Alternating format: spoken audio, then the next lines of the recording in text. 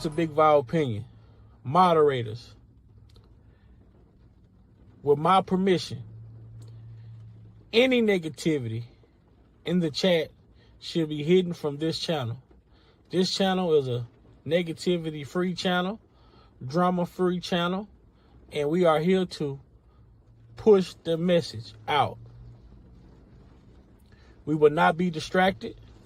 So with my permission, any negativity in the chat should be hidden from this channel. Welcome to Big Vile Opinion Platform. And I just really want people to know, I appreciate anybody that's helping me. I appreciate anybody that's helping me. A lot of people have been there for me. I just don't want people going back and forth, being mad at each other because one person did this for me and another person did that for me. That's what the devil wants. He wants to cause confusion. That's what these people want. They want to cause confusion. And confusion ain't gonna do nothing but keep me in here. But the real thing is,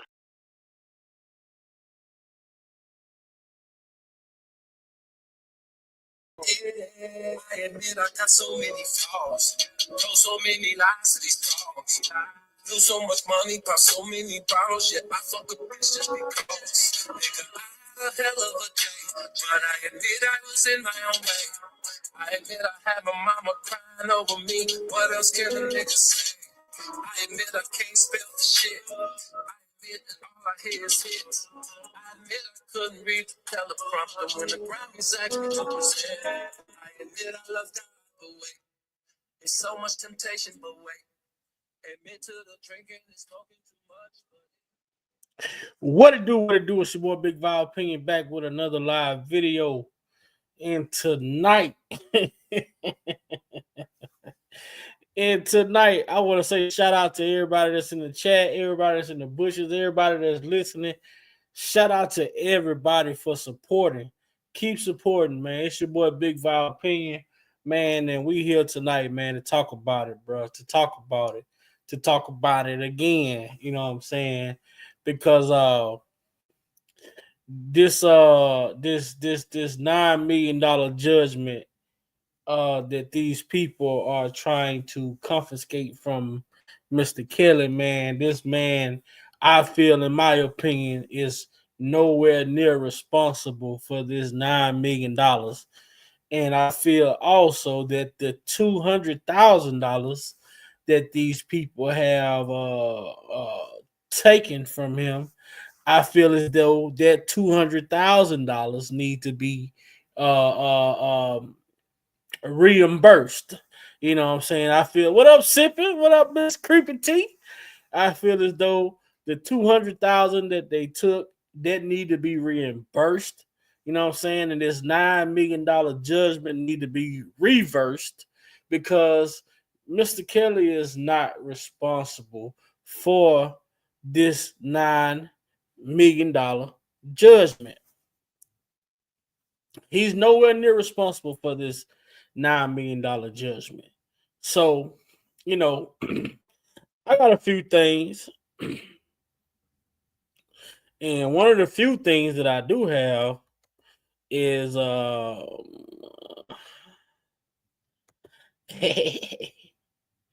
one of the few things I do have is we got some paperwork. But the paperwork is really just a refresher. You know, we know a lot of, I'm sure people understand what actually took place in this situation. What was the actual cause of, you know, Mr. Kelly being hit with this judgment. And as well, Jennifer Bunjean, she gave a statement. You know, I also want to review that. Jennifer Bunjean, still, she gave a statement, you know, and I'm gonna read what she had to say when TMZ reached out to her. regarding this $9 million. So, we're gonna get to this paperwork, but for the time being, let's go to this report of the $9 million. So let me get that up here for us. Let's get this up there for us. And man, and I was sitting here. Shout out to Pieces of the Puzzle. If you all if you all don't have time to read the actual complaint against Donell Russell, you can go over to Pieces of the Puzzle, and she actually read this complaint, and you will hear in this complaint. And I just let y'all hear something. I wanted to make sure that you all heard in this song, I Admit. And you hear Mr. Kelly say he can't spell. He admit he can't spell for shit. He also said he admit that he didn't do a lot of award shows because he couldn't read the teleprompter. But in this complaint against Donell Russell, it tells you about a letter that was sent to an attorney's office. It's supposed to be a statement by Mr. Kelly under oath. And it was signed by R. Kelly, and it was allegedly signed by R. Kelly, allegedly, and Don Russell's mother, you know what I'm saying, and it was sent to this law office, on the behalf of Mr. Kelly, as if Mr. Kelly was threatening, one of the Jane Does in this matter. So it's a lot of shit, bro. There's a lot of things that went on, that Mr. Kelly just, it's a lot of shit that happened that really affected his chances.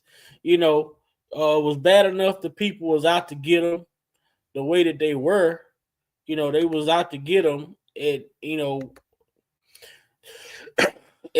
all costs. At all costs, they was out to get him, and the things that people did not make it any better.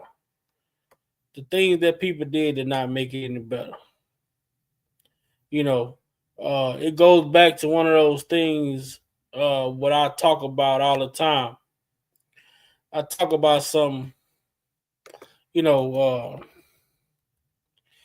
it's stuff you can do to help. It is some things you can do to help.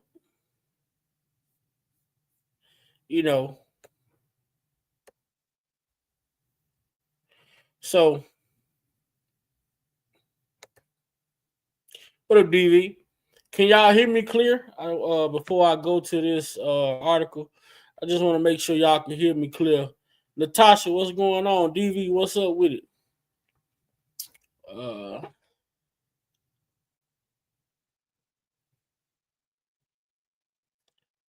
If y'all can hear me clear, just put a thumbs up in the chat. If you all can hear me clear. We did the live the other day. There were people confused about, is this a new lawsuit? Is this an old lawsuit, or is it the same lawsuit? Jennifer Bunjean did, in fact, she got one lawsuit throughout, which was the $4 million lawsuit. She had that thrown out, and that was with Heather Williams. So Jennifer did get that lawsuit thrown out, but this right here is something totally different. And this lawsuit that they're talking about, and it's crazy that it's been in the news, and really not a lot of people have been talking about it. And that's the part about it that's like, to me, like, wow. Because I just so happened to go on Google the other day and I type in R. Kelly update, thinking that I would see something as it pertained to the update as far as the cases being heard in the appeal court. And the update that I saw was these accusers are coming after him again for this $9 million that they are claiming that he owed. So we're gonna get into this real quick and have a look at this. I don't need that.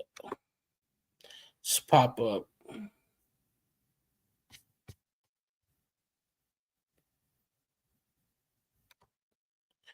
So let's see what it says.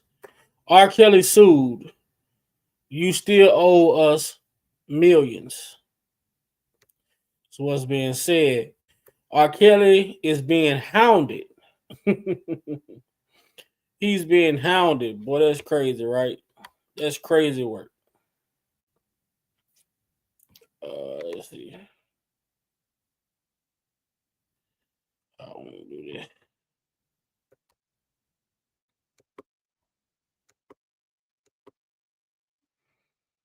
I'm sorry, guys. Trying to get it up there so I can see good. It says R. Kelly is being hounded for millions of dollars by 6 victims who claim he isn't paying out in expensive judgment against him. Now, this thing is like, why should he be paying out? Why should he be paying out? Why did they even get the $200,000? It says, according to a new lawsuit obtained by TMZ, 6 alleged victims say they scored a $10.3 million judgment against Kelly in 2023. Problem is, they claim he's only paid them a fraction. And these are the people involved in the lawsuit. Lizette Martinez, Lisa Van Allen, Kelly Rogers, Faith Rogers, Roderick Gartrell, and Jim Pratt's, however you pronounce this shit, claim they received less than $500,000, and they say Kelly's still on the hook for more than $9.9 million. That's the issue with me.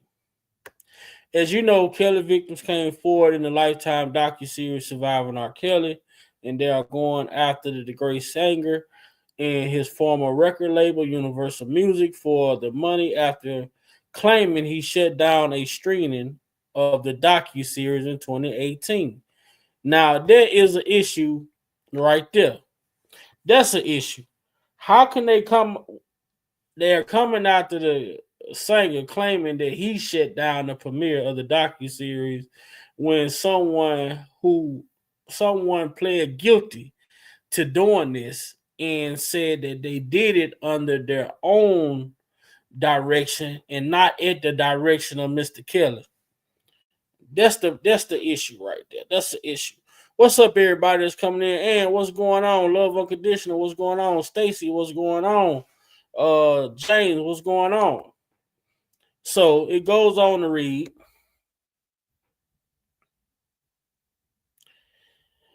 TMZ broke the story. The judgment was leveled against Kelly in August of 2023, but he pushed back and claimed he did not even know about the case and should not be held accountable. Right, he didn't even show up.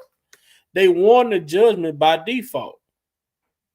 Kelly is currently serving a prison sentence, and frankly, there has always been questions if the victims here would ever see a dime. They say they've gotten some money, but it isn't all of what they say they're entitled to. Y'all won this judgment by default. Kelly, now this is right here for the people who's wondering. This is Bunjean's statement. Judith, what's going on? Bunjean makes a statement.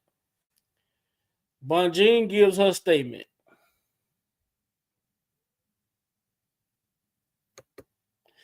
Bunjean's statements. R. Kelly current lawyer, Jennifer Bunjean, tells TMZ, this outrage default judgment. Now, we understand that. We understand that. We all understand that. We're going to go back and look at what a default judgment is. Was entered contrary to court rules, legal proceedings, and basic principles of fairness. A New York court conducted a hearing in Mr. Kelly's absence and without his knowledge while he was incarcerated in Chicago, awarding a staggering $10 million to plaintiffs for conduct committed by someone else,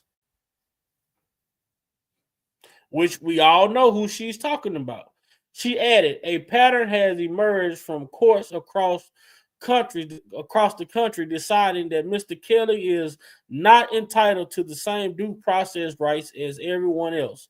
It's getting old. No court would have been that clever with the money of a white man. Our appeal is pending on this issue. There you have it. Jennifer Bunjean gave the statement there.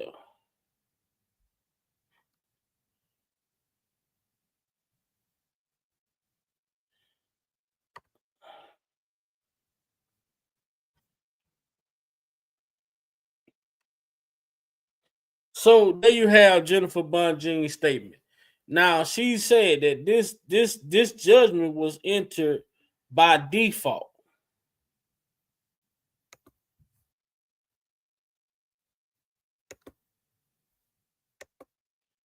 Let's go here.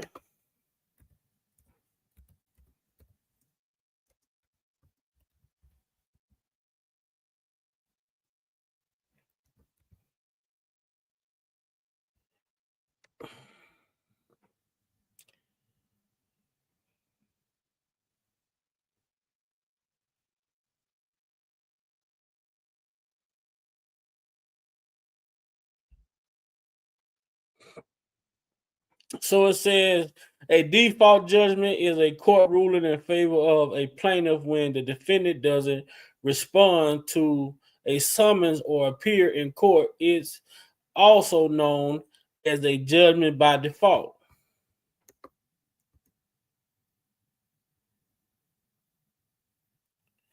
So let's look at this.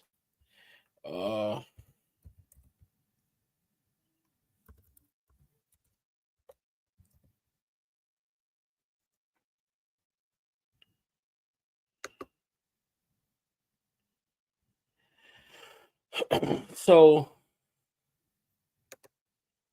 it says the default judgment is a judgment that is entered when someone doesn't appear.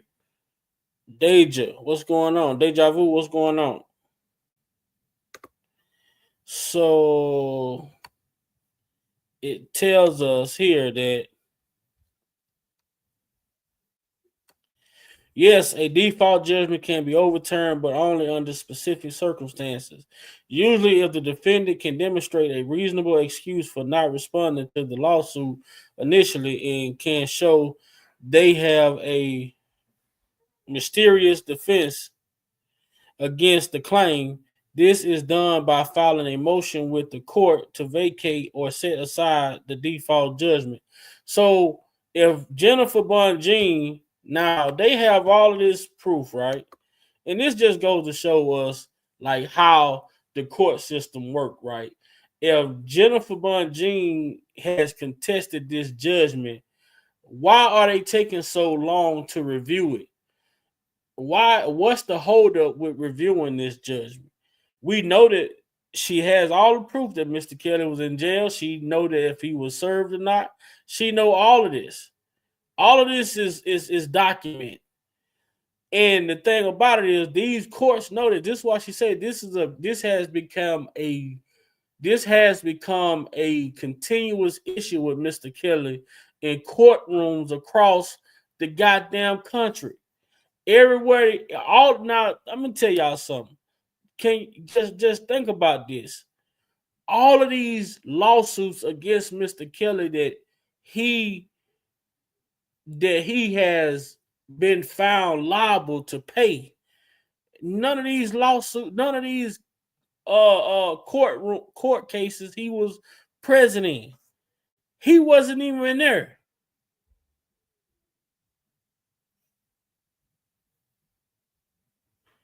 So if he wasn't there, or if he wasn't served, or if he wasn't transported, like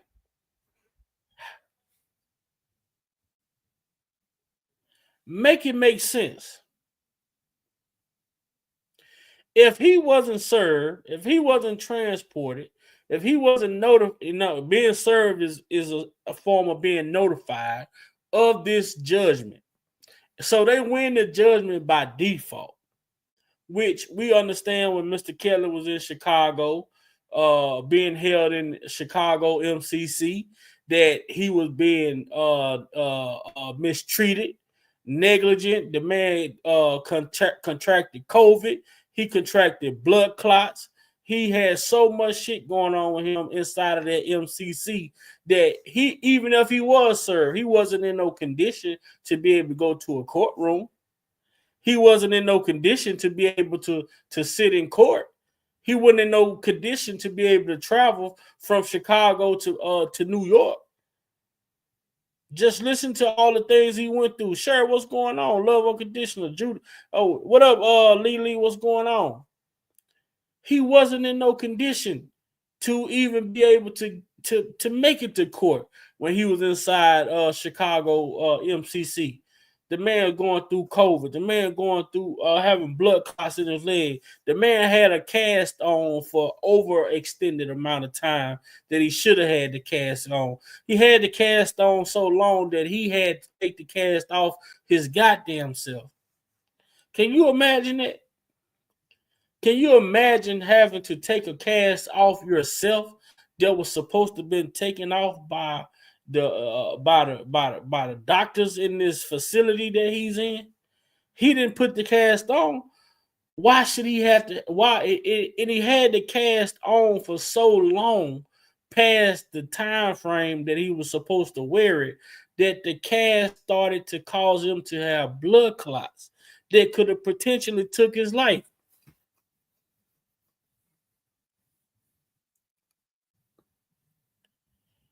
That's the issue that we have with this.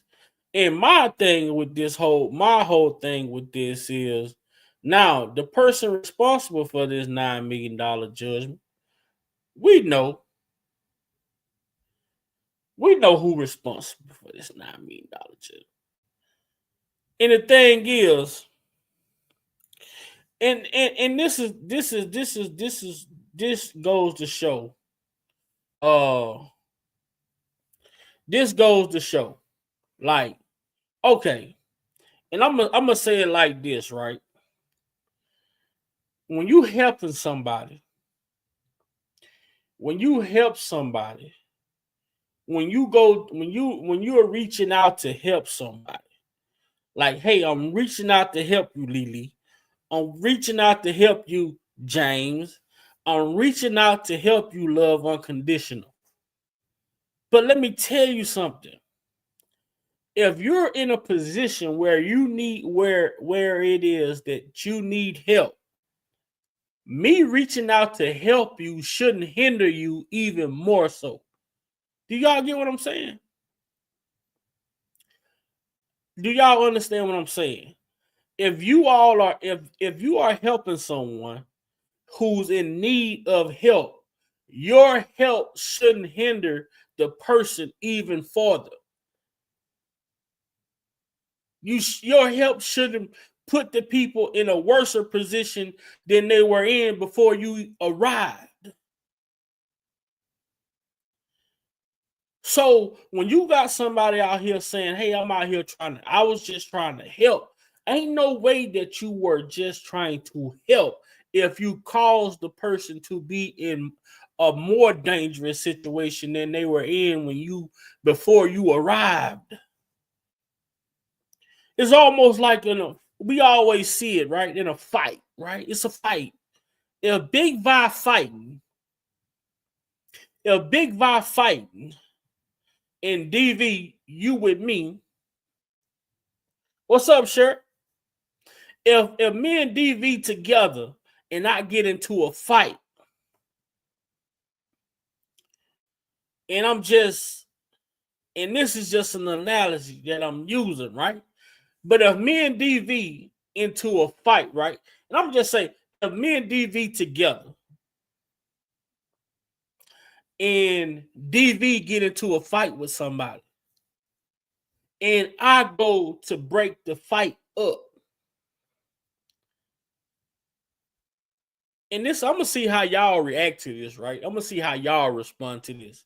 So if me and DV together and DV get into a fight, who should I grab? Should I be grabbing DV? Or should I be grabbing the person that DV is fighting against?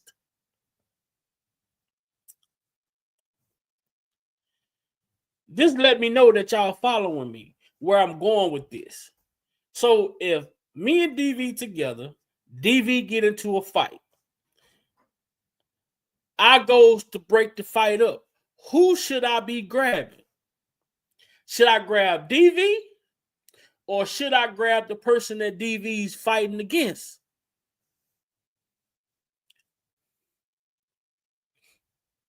And this is something when y'all think about it, y'all gonna be like, damn. Oh, okay. If me and DV is together and he's fighting against somebody else, I should never grab DV because the person that he's fighting can still attack him. That person can get around me. That person can come around me. That person can come over me. That person can come under me. But you never. What up, 312? If you with somebody and they get into a fight, you never grab the person that you with.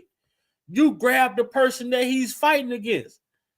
Therefore, if you grab him, then the person that he's fighting against still has the opportunity to keep attacking him. The person that he's fighting against still have an opportunity to keep attacking him while you're trying to grab him. Instead, you grab the person that he's fighting against.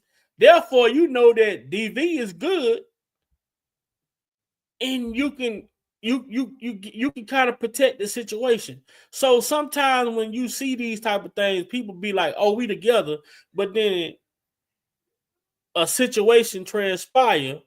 Then you trying to grab your homie, but the person that's attacking your friend is free to keep hitting them. It's free to grab whatever. It's free to pick something up. So you can cause your friend more harm by trying to grab him versus grabbing the person that's attacking him.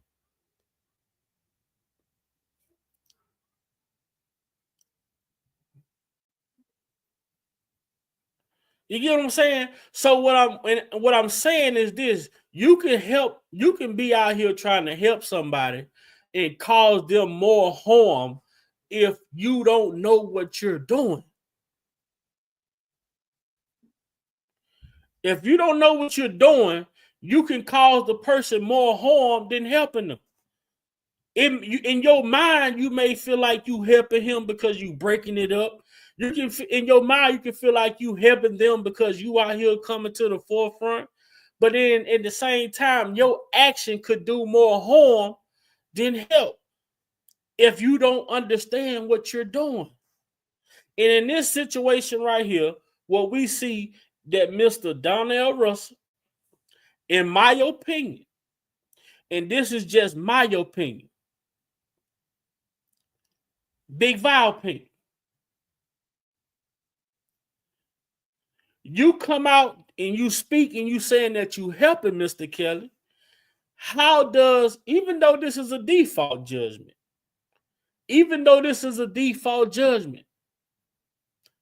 how did it help Mr. Kelly?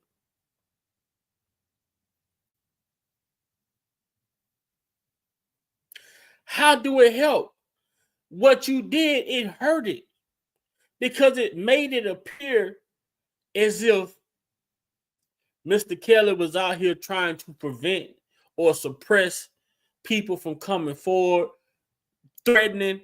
You hear the shit that they was charging this man with, intimidating witnesses, obstruction of justice.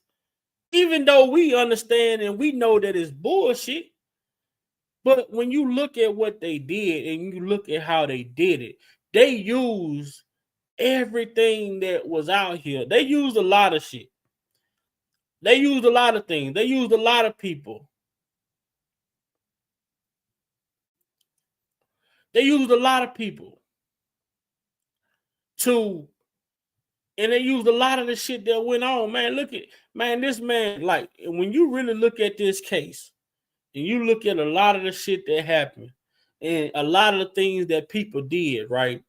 They claimed that all of this shit was done at the instructions of Mr. Kelly, even though they proved that these people acted on their own.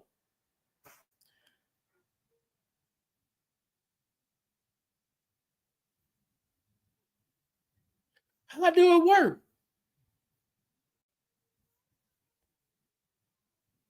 I see 312 and Lily. Hey, look, I'm gonna tell you something. I learned the lesson the hard way. Me and my brother got into an altercation, with some dudes. You know what I'm saying? And and my brother, he decent. My brother, he hold his own. You know, me and my brother, we were solid out here when we were running the streets when we were younger. But one day a situation went down, and I'm grabbing my brother off top of this dude. I'm grabbing my brother off top of this dude. This is a lesson I had to learn the hard way. My brother was on top of the dude, but I'm hearing the siren. I'm hearing the police siren and shit. So I'm like, damn, I'm trying to grab my brother off the dude. I'm grabbing my brother, I didn't grab my brother. Like, I got him, trying to, I done separated him and the dude from each other. And I don't grab my brother, trying to tell him to come on. The dude runs around me and hit my brother in the top of the head with a lock on his hand. You know what I'm saying?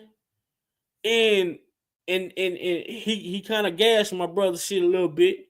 But at the same time, if you know what I'm saying, if I would have been more focused on the dude that my brother was fighting, and when I separated them, the dude wouldn't have had the opportunity to come around me and hit my brother in the top of the head the way that he did. You know what I'm saying? So there was some, like, I don't know, like, I'm from Louisiana. We fought a lot. You know what I'm saying? We fought a lot where I'm from. You know what I'm saying? So we had to learn different shit, like, and that's something like our OGs tell us, man, y'all out here, y'all, you know what I'm saying, your brother fight, man, and you trying to separate it, don't never grab your brother, because when you grab your brother, the whoever he fighting, they got free will to do, ain't no telling what they may not do. They might run somewhere, grab a, you know what I'm saying, they might go grab a fire, you know what I'm saying, they might pick up a stick, or you never know what they might not do.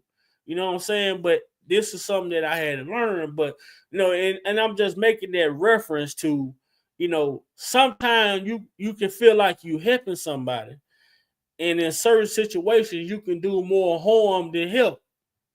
And in this situation with R. Kelly, man, when you hear some of the shit that these people did, like, these people sent letters that they claim that R. Kelly supposed to have wrote these letters and sent them to these offices or these lawyers that was representing these alleged victims. You know what I'm saying? And we know, come on, man. I never heard anyone say, you know what I'm saying, but I'm listening to Kel say, shit, look, I admit I can't spell for shit. You know what I'm saying? I admit that I wasn't going to these award shows because I couldn't read the teleprompter. But you can write, so we supposed to believe that this man can write a cease and desist and send it to these people to try to threaten to put out explicit pictures and photo, different videos and different things of these certain accusers who were accusing him that was going to be participating in this Surviving R. Kelly docuseries. Like, it's a lot of shit, man.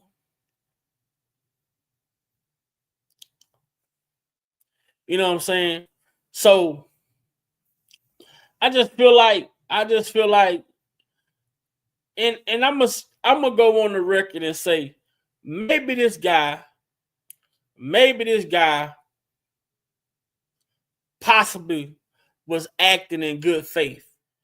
And maybe he didn't realize that this shit was gonna turn into what it turned to.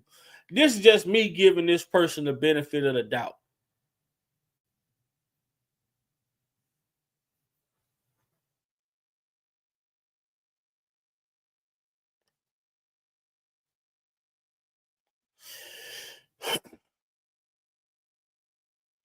Well, in this case, this extra clown that's trying to promote in the same 9 million they trying to juggle for the past year. Right, because they got $2 million. They got $200,000. And that's another thing, right? So if this judgment is overturned, where does Kelly get his $200,000 back? What's up, Teresa? If this judgment is overturned, does Mr. Kelly get his $200,000 back that they took?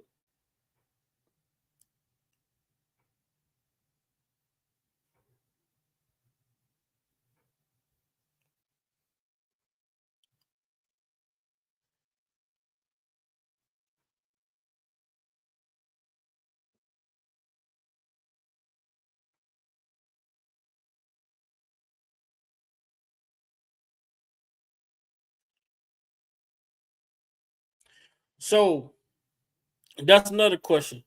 Like, if this judgment is overturned, they already took $200,000 from R. Kelly. Do he get his $200,000 back? And then where does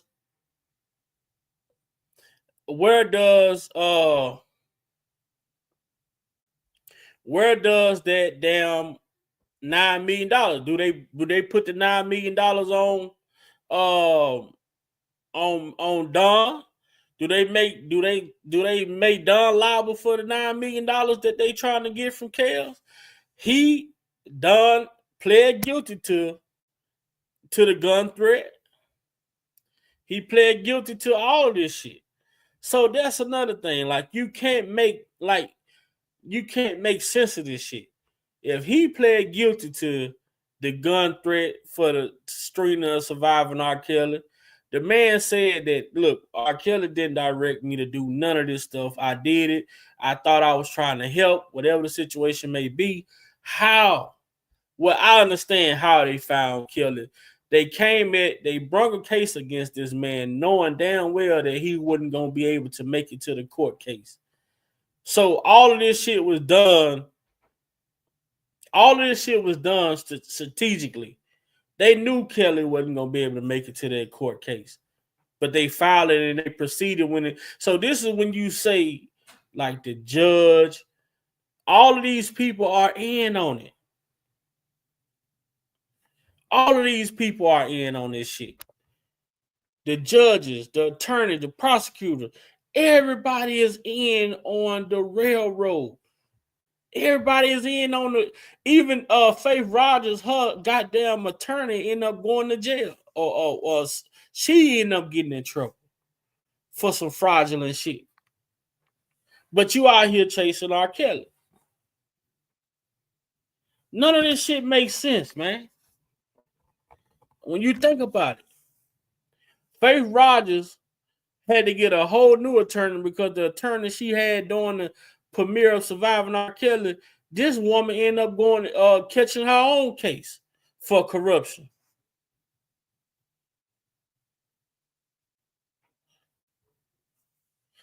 Her attorney catch her own case for corruption. I'm still trying to figure out, why is it taking so long for them to review this case or this civil judgment against this man? This is $9 million. They acting like this like $50 or $100. It can wait. Hell no, this $9 million. They had already took 200,000. So what, they waiting on more royalties to drop in his account so they can try to go get that too?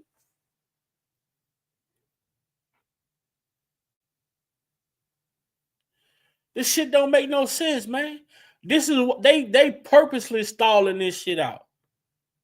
They are trying to get whatever they can get, because guess what? If this judgment get reversed, who the fuck they gonna get some money from?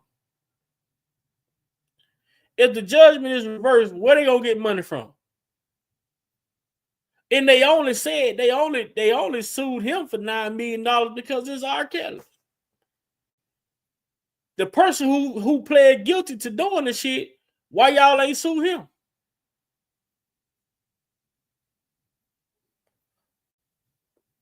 Why they didn't sue the person who admitted to doing the shit? Why they didn't sue the person who pled guilty to doing the shit? But they sue R. Kelly.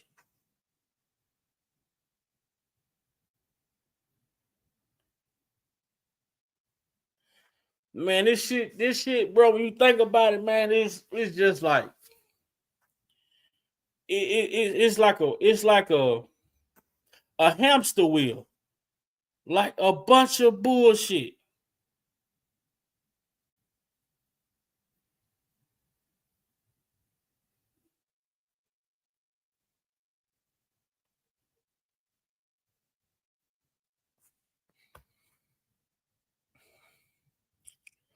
What up, Uncle Muse?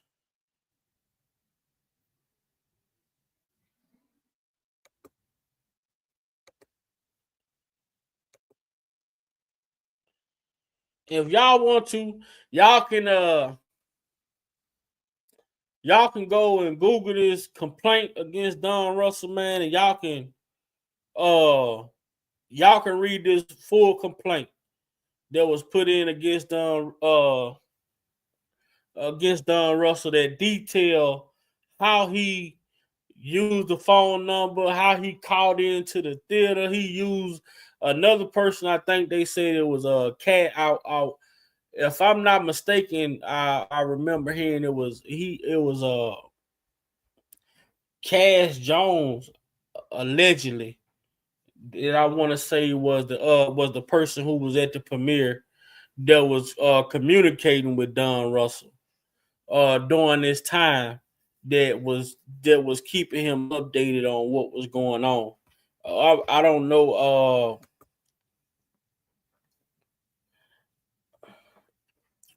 I'm not 100%. That's why I'm gonna say allegedly, but I want to say it was Donell Russell was communicating with Cash Jones during the premiere of this, and they was they were operating together. But at the same time, it's just like it's shit like this that tells me, like, look, like Donell Russell, the defendant, who was at and around his residence in Chicago, Illinois, worked with, amongst others, another individual associated with R. Kelly, CC1, who was in New York the day of the screening to draft correspondence. So they saying that these people are acting, together, like this was thought out and planned. You know what I'm saying? Additionally, Russell admitted that he sent Newhouse a cease and desist letter to stop the screening from going forward. When that failed to stop the screening, Russell, using two different cell phones under his control, attempted to contact various law enforcement agencies in or around the theater, seemingly in a further effort to disrupt the screening. Finally, Russell contacted Newhouse directly via a landline associated with his home address to threaten that there was a person in the theater with a gun prepared to shoot up the screening.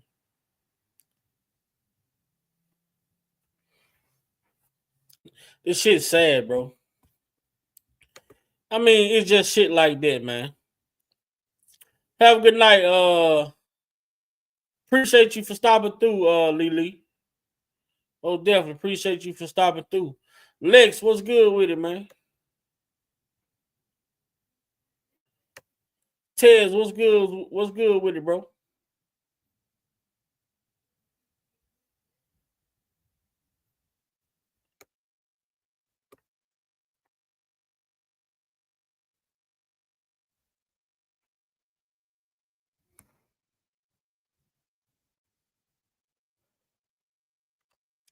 So this complaint is, you can just go in the Google and search it.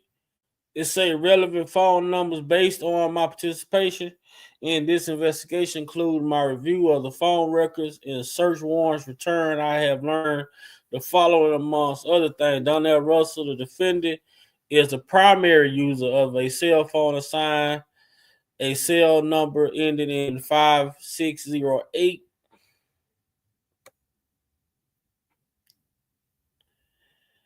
Then it got this CC1 is the other person, is the primary user of two cell phones, one assigned a cell phone number ending in 8553, the other one ending in 5659. Man, this shit crazy. They got all of this shit just detailed in there. Based on public available sources, interview with, amongst others, and employees of Newhouse. In my review of documents obtained from Newhouse, I have learned that on or about December 4th, 2018, Newhouse, in collaboration with the Lifetime television channel, was scheduled to host the premiere. Well, we know about all of that. Based on my review of the records, I have learned that while Russell is believed to be the primary user of both phones, there have been instances where the Russell cell phone is in communication with the IndieBill Corporation cell phone. We know what IndieBill is. You know what I'm saying? We've heard IndieBill.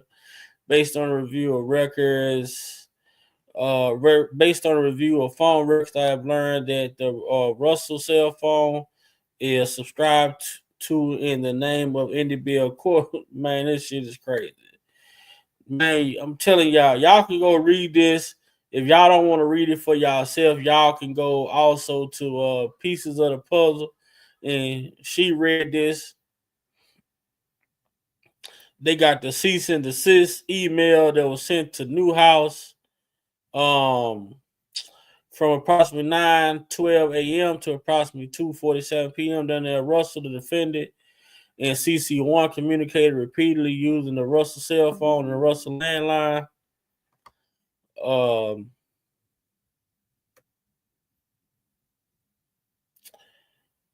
The draft email expressed concerns regarding your up and coming surviving R. Kelly production. The email further stated in substance, in part, by now I'm concerned you and your production team have met the acquaintance of the alleged survivors. This is just talking about the people. They got a whole detail. Approximately 6:16 p.m. to 7:06 p.m. Russell, who was at and near his residence Chicago at the time, called a number for the Newhouse receptionist. They just going through that shit about the Newhouse reception.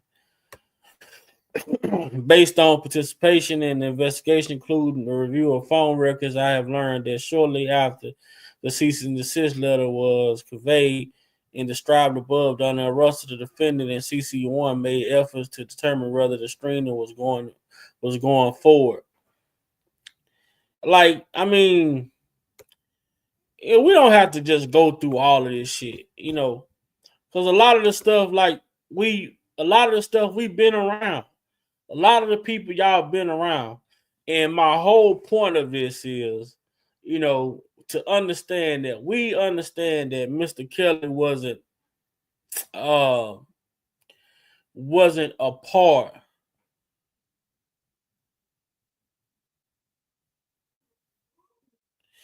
Mr. Kelly wasn't a part of this threat to stop the premiere of Surviving R. Kelly. When there's a whole conversation, he wasn't in fear of Faith Rogers working with the police or any of that shit.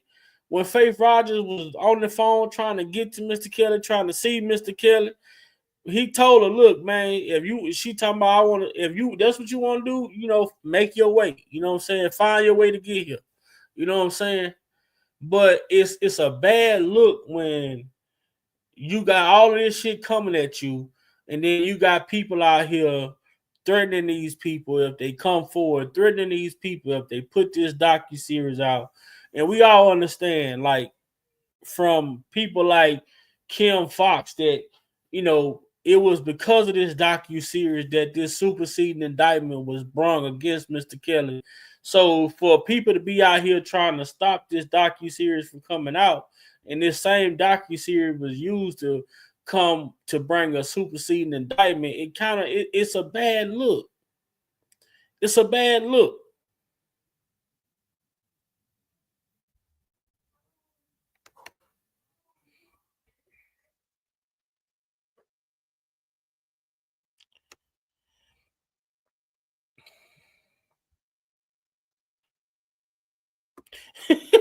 Boy, this gotta be the craziest shit ever, but they wrong. They say I have learned that the NYPD Transit District for Fourth Precinct is approximately 0.6 miles away from Newhouse. I have also learned that before making the call, Russell attempted to block his number by dialing *67.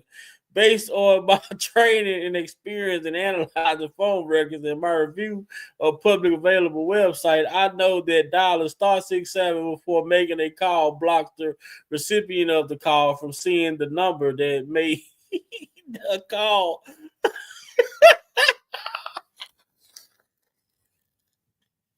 Well, boy hit him with the *67, man. Oh, hell no.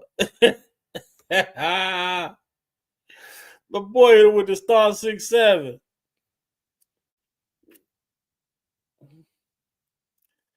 Oh, hell no, man. That shit from back in the day. *67, man.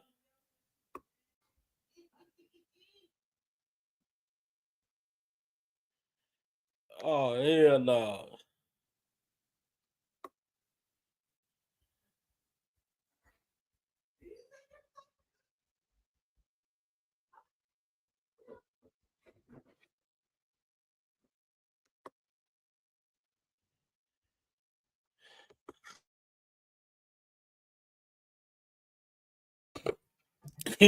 DB say *67 still work. Apparently.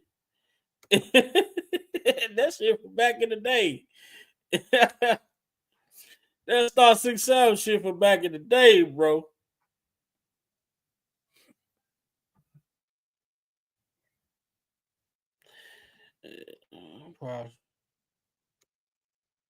Man, this shit crazy.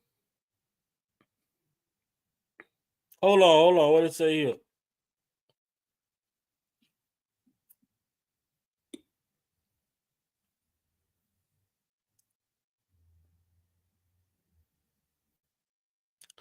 It say based on training experience, I know call site data may also known as tower face or sector information reflects the cell tower and sector thereof utilized in routing my communication to and from the cell phone, as well as approximate range of the cell phone from the tower during the communication, because cell towers are often a half mile or more apart, even in urban areas, and can be 10 or more miles apart in rural areas. Cell site data can provide general location information, but is not as precise in precision location.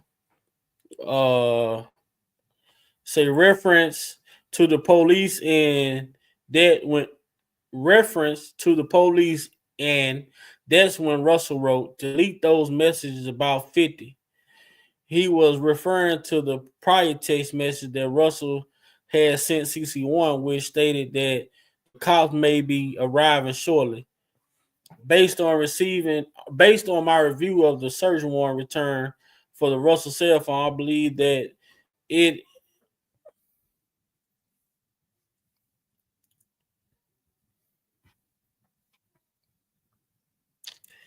Let's go see who else Mr. Russell was. The Russell cell phone placed a phone call that lasted approximately 6 minutes to a cell phone used by R. Kelly in approximately 8:53 p.m. Okay. So now they saying that he called CC1 to delete the messages. Then they say around 8:53 p.m. The Russell cell phone placed a phone call lasting approximately 6 minutes to a cell phone used by R. Kelly. But this can't be July 2019. R. Kelly was locked up. R. Kelly was locked up in July 2019.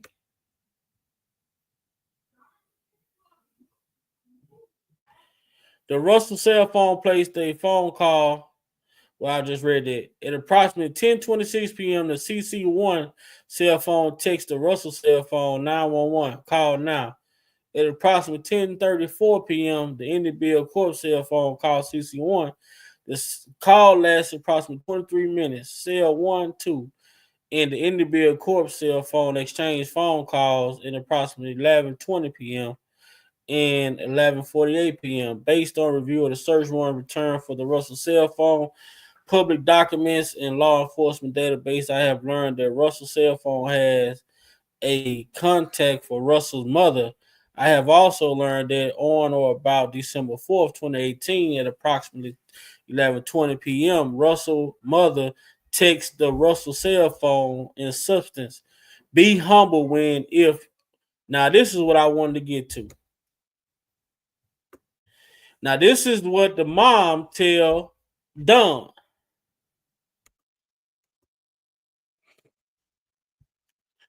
Now, this is where I'm at.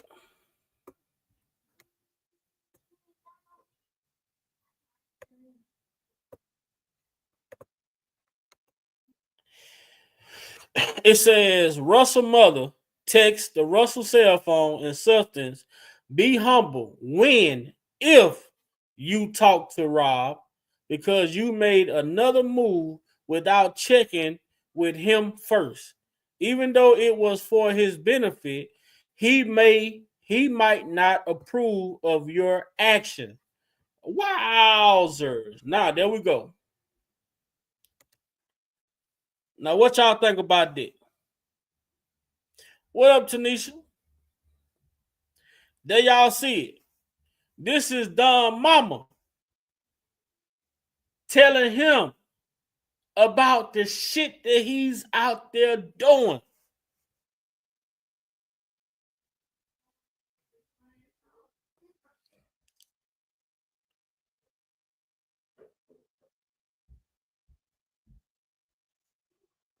There it is.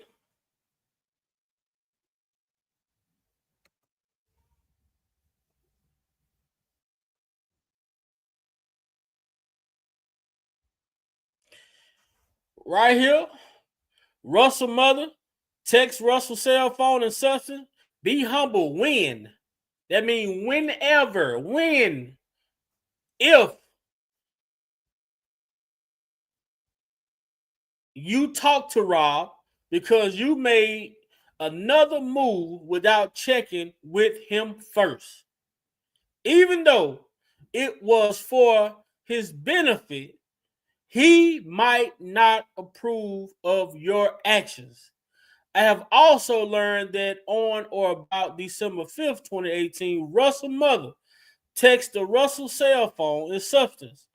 My calls were to tell not to mention the women name that is assisting you. Remember, someone in Rob's circle may be a mole. So give her an alias.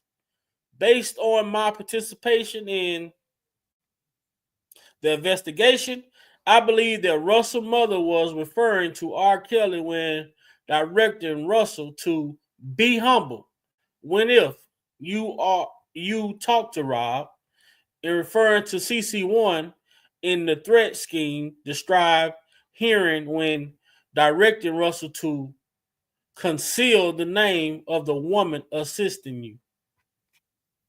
Damn, dumb mama. Damn, June. You into bullshit too? Who that 312? Who that be, man? Was that Cass Jones?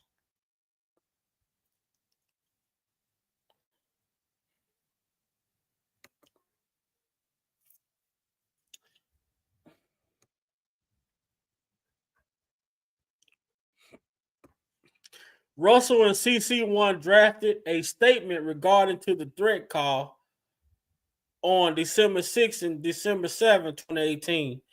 Based on my participation in the investigation, including the review of the search warrant returned at Russell's cell phone, I have learned the following amongst things. It said on or about December 6, CC1 text Russell's cell phone substance in part, "You're going to love this plan." In this statement I just wrote, CC1 subsequently texted a statement to Russell's cell phone. Wow, these got to be the dumbest motherfucking criminals ever, bro. You really text this shit to this man. You text this shit. Now, this is supposed to be a plan.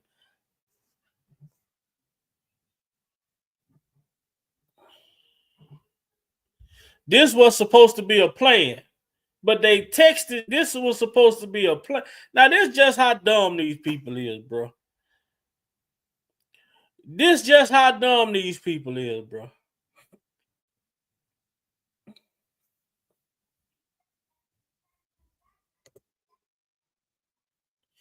Man, how y'all sit here and come up with a scheme, a plan that wasn't even thought out thoroughly enough?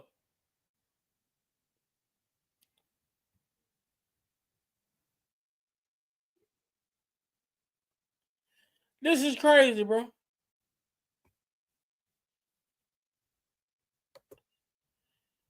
Hold on, y'all. Cause y'all know I got something somewhere.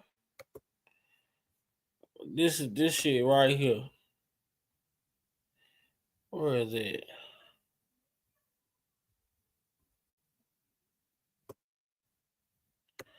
It's somewhere in here.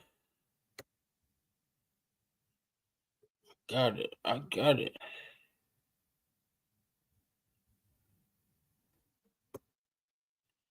Hold on, y'all.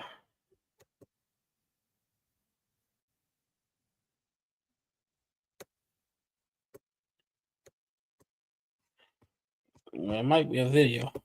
No. Hold on. I know I did one a while ago, bro. As it pertains to these guys. Hold on, y'all.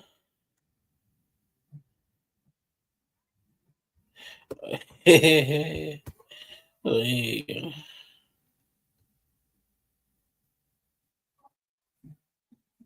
Oh, hold on, now that one ain't it. Damn, boy, I got some videos on this thing.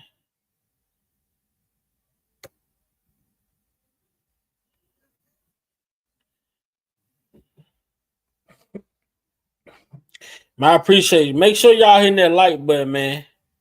Please make sure y'all hitting that like button. Here you go. Here you go. Here you go.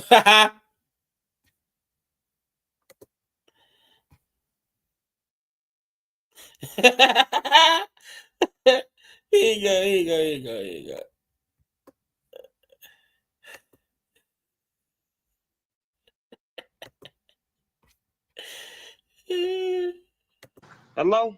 Hello? Yeah, it's the kidnappers again. Look, me and Face. Man, you just said my name.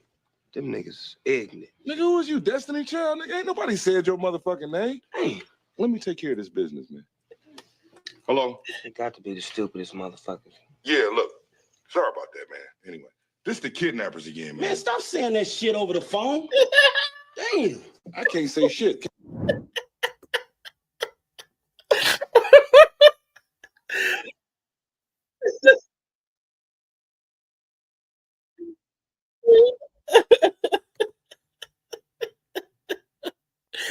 Oh man. Man, these people gotta be the dumbest, bro. Like how you got down, how you call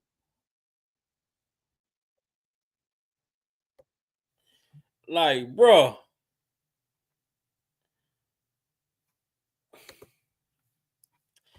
man.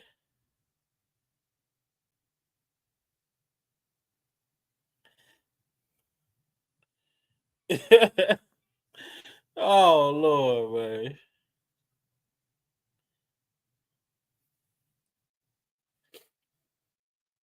Suburb 7312 say so why Sean in it again? I never seen that. It's this Pinterest form is just skits, man. This shit ain't nothing to it. Ain't no thought, ain't nothing. That's it. It's a skit. It's just skits. There's no different than Larry being in one. It's no different than Levi being in one, Dana or anybody else. They just skits. You know what I'm saying?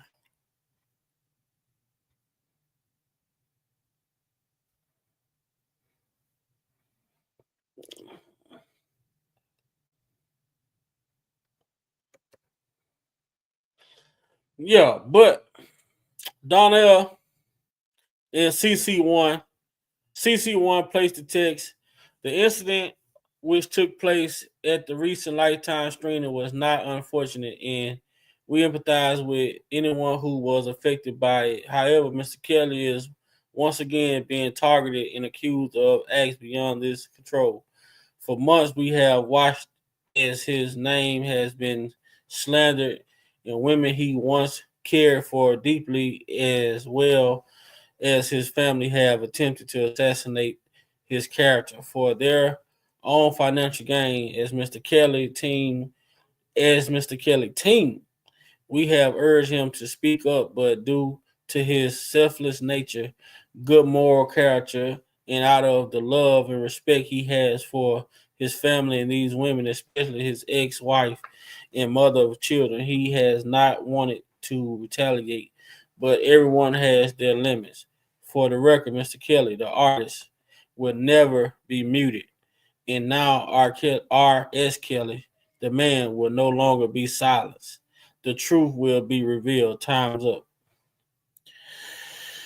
Oh man, well these people really just they really did. They really went there.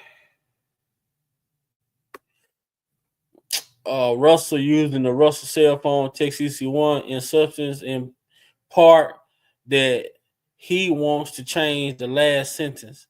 Like like everything else, based on the participation in the investigation, I believe that Russell was referring to R. Kelly in the mess. Russell subsequently texts CC1 in substance in part, damn, I see I got this one wrong.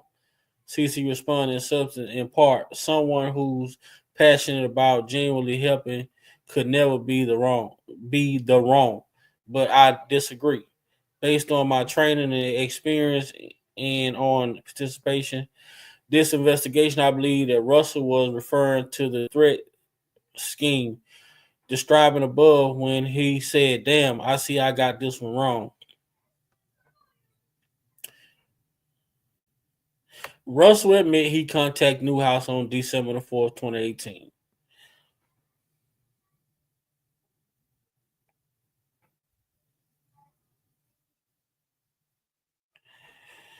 Yeah, so, y'all can go and read this thing, in its entirety.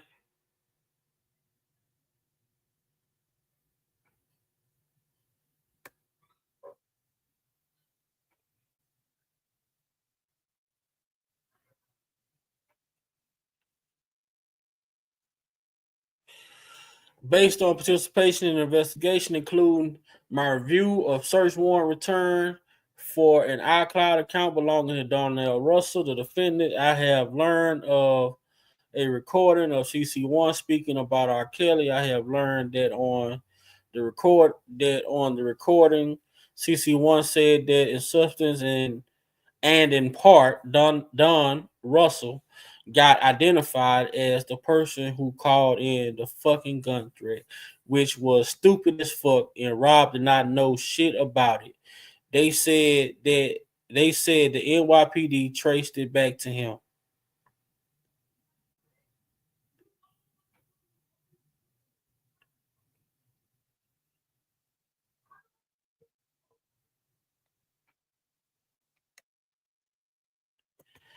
So there you have it, man. Y'all can look that up. Y'all can look that up. Uh, you know, and read it for yourself. You know what I'm saying? My whole thing with this whole situation, bro, I don't have I don't have a dog in this fight. I don't have a like or a dislike. I do I do my thing and I speak on things that I feel like I want to speak on. And I don't try to persuade nobody to I don't try to persuade people to think like me. That's why I always say I name my channel Big Vi Opinion. And I want people to understand that it's simply that. It's my opinion. And everyone has an opinion. And everybody that's listening and everybody that's reading this information and everybody that's going to look at this information, people are going to take from it what they want to take from it. People are going to break it down the way that they want to break it down. People are going to look at things that some may not look at. So, that's what makes this conversation that what makes this whole movement, a good conversation because everybody has their own opinion as far as what they read and what they feel or what they think or how they feel something may have happened. But at the end of the day, I'm sure that we all can agree to the fact that Mr. Kelly, and this is my sole purpose for my live tonight, is that Mr. Kelly is not responsible for this $9 million judgment that was held against him. The man didn't show up at court. He wasn't served. It was a default judgment. So why are these alleged victims pressing so hard to take money from this man and knowing that they only won the judgment by default? They didn't win the judgment because they proved in court that he actually did this or that, whatever the situation may be. They only won because it was a default judgment. The man did not show up. His representation did not show up. That's the only way that you guys won this shit. And for y'all to be out here hounding this man is if y'all prove that he was responsible for the threats that were called in to the screening of Surviving R. Kelly. That shit is just mind-boggling to me. Y'all act like y'all really proved that this man did something, and you all are owed this money based on him being found guilty of doing this shit. You all won this shit by default.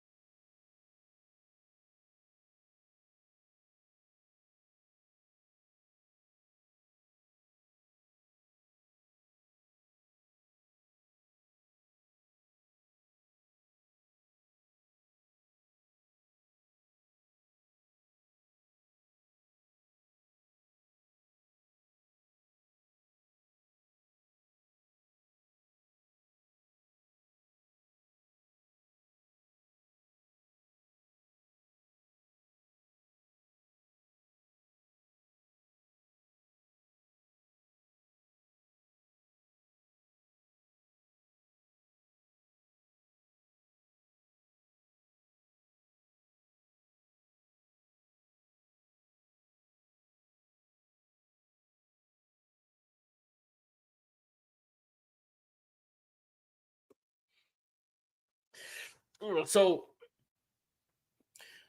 now we're gonna get to see, like, Jennifer Bonjean did say that, they did appeal this judgment, and I wonder, like what's gonna happen now if once this judgment is overturned and it's proven that Mr. Kelly is not liable for this gun threat being called in and stopping this screening of Surviving R. Kelly. Like, what are these so-called victims going to do then? Like, are they going to have the same energy going after a person who's less famous, a person who don't have the revenue, the income? Are they going to go after? Are they going to pass this $9 million to Mr. Russell and say, "Hey, we need this 9"? What did they lose? That's what I don't even understand. What the fuck did they lose by a gun threat being caught? What revenue did they lose? These motherfuckers only got paid $1,200 to participate, if I'm not mistaken.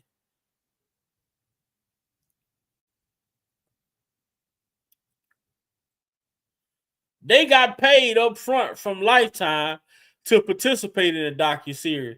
So what did they lose by the gun threat being called in to the premiere of Surviving R. Kelly when they wasn't going to even benefit off of it anyway? What y'all think about that?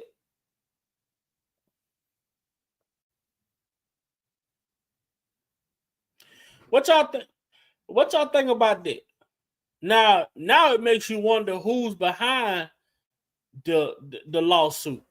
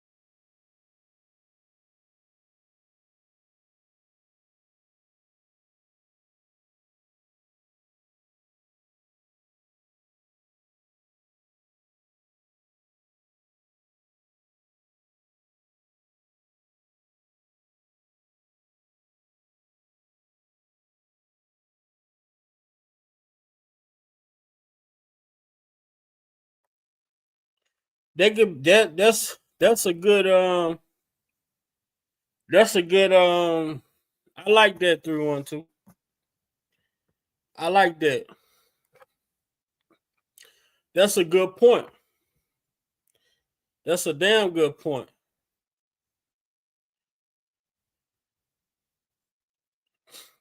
And that's something right there that I didn't even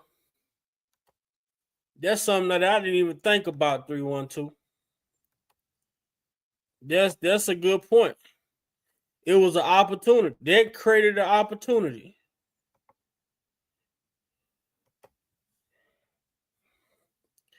That alone created an opportunity.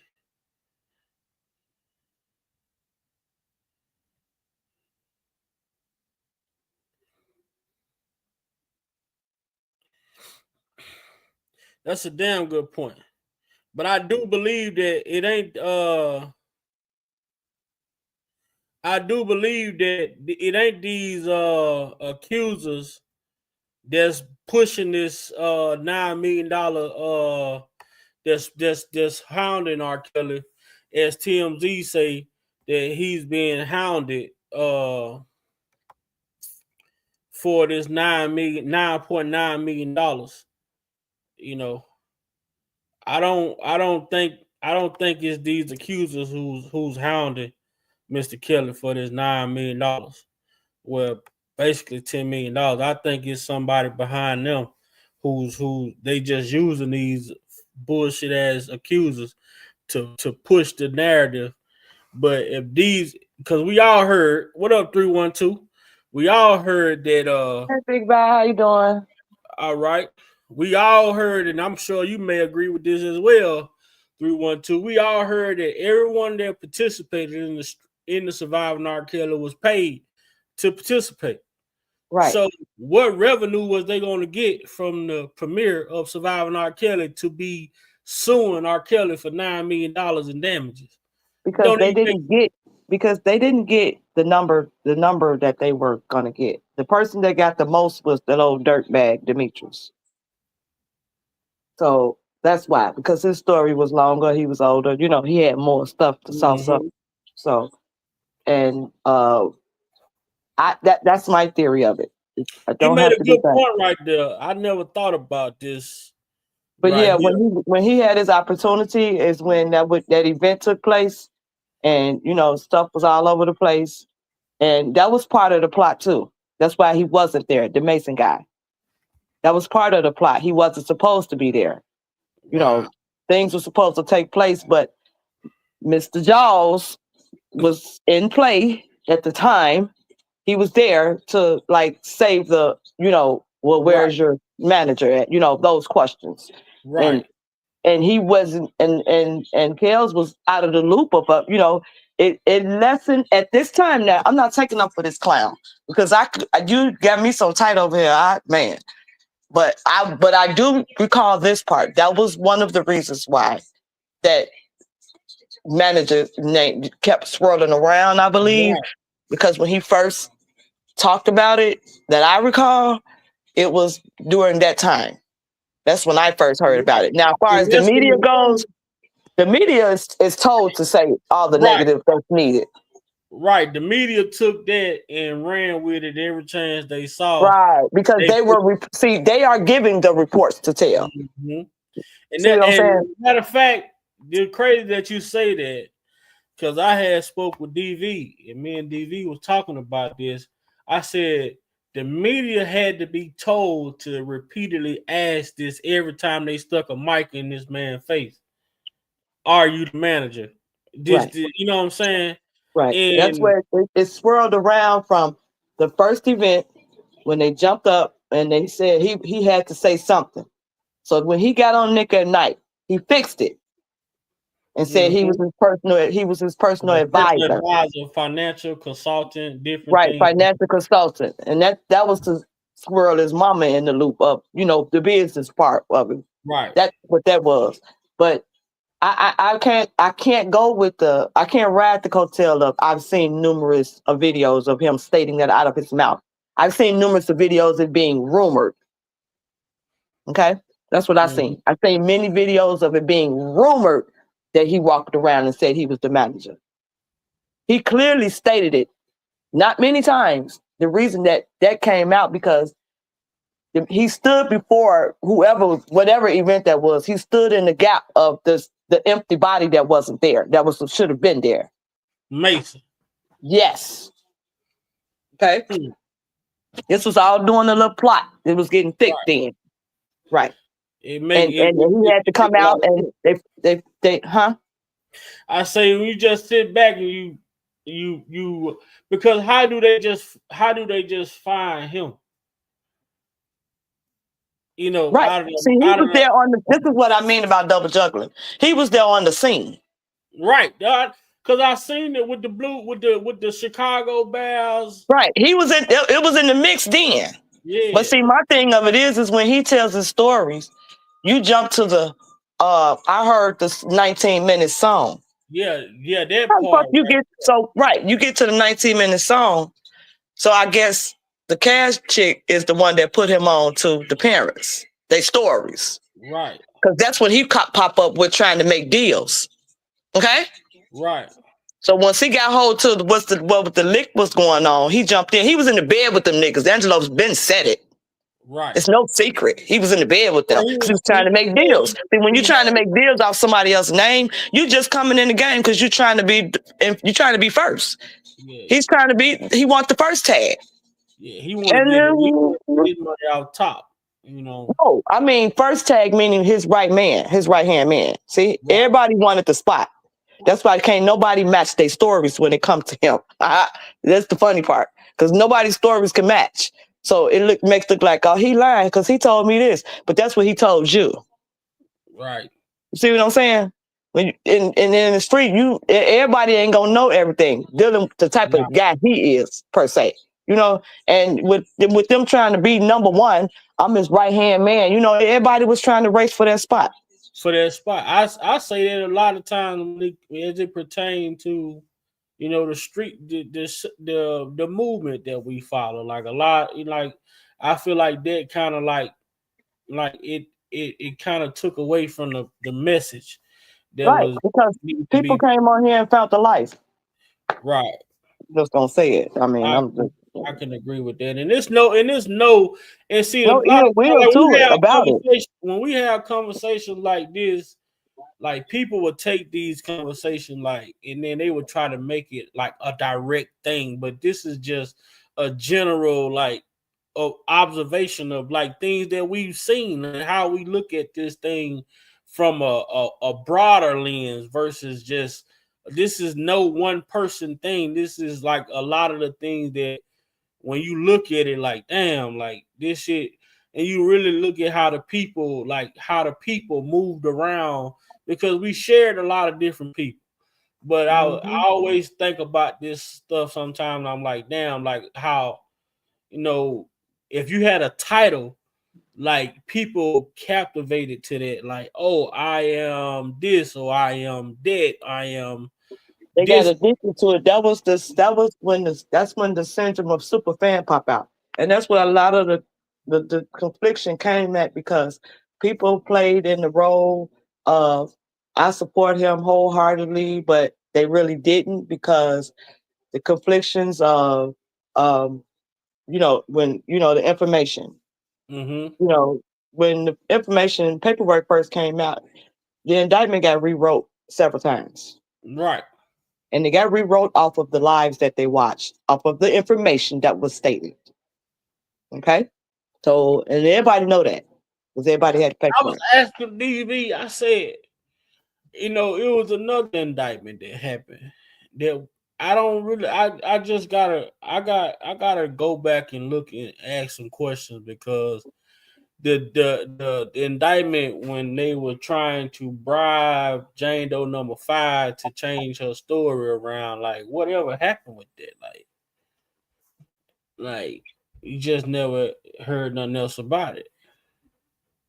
Change her story around. What you mean? You don't remember the phone call with She Dr. did Wright? change that story around. No, it was an indictment that came out, and it talked and it had the situation with Dr. Rice on the phone with Jane Doe number 5. Remember, she asked for the $500,000.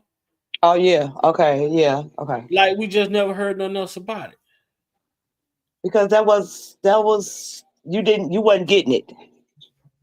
But maybe she didn't get it off that way. Maybe she got it another way. I don't know. Maybe that's why you didn't hear nothing about it. She got her chop. She did get a chop now. I don't know where it come from, but she did get some. And this is the reason why they keep hearing, they're ringing the bell about these people calling themselves about this number 9 they keep singing about. They've been singing about number 9 for the years since it's been going on. They've been wanting that number 9 or 250,000. Okay? Yeah. Mr. Green Bookerbird, he got his chop up top. Okay, else didn't get that money for the interview. No, the pretender got it. The pretenders got it. They split it. That's what they did. And he showed what he got. It shows what he got. Got a new Maserati, new condo, right across from the big building. Yeah. Man, Man, this shit is just like for me, just it is like I was telling, like it was so random how I just went in and just Googled a couple days ago. I Googled like R. Kelly update just to see if it was anything new. That was the last thing I expected to see was these people hounding this man about And this. he being talked about like he's really somebody. He's nobody. He's not the no. He's not the somebody that people keep popping out about him. He's making himself relevant. That's because he's so angry. Why are you angry? Because you ran off at the mouth. Yeah, well, did nobody force you to do anything that you chose? Nothing. I mean, when you say you called him after you heard a song, how about you had never called him All right. and you kept listening to the song? So you're gonna blame him because you picked up the phone and he's a hustler, okay? Granted, he's a hustler.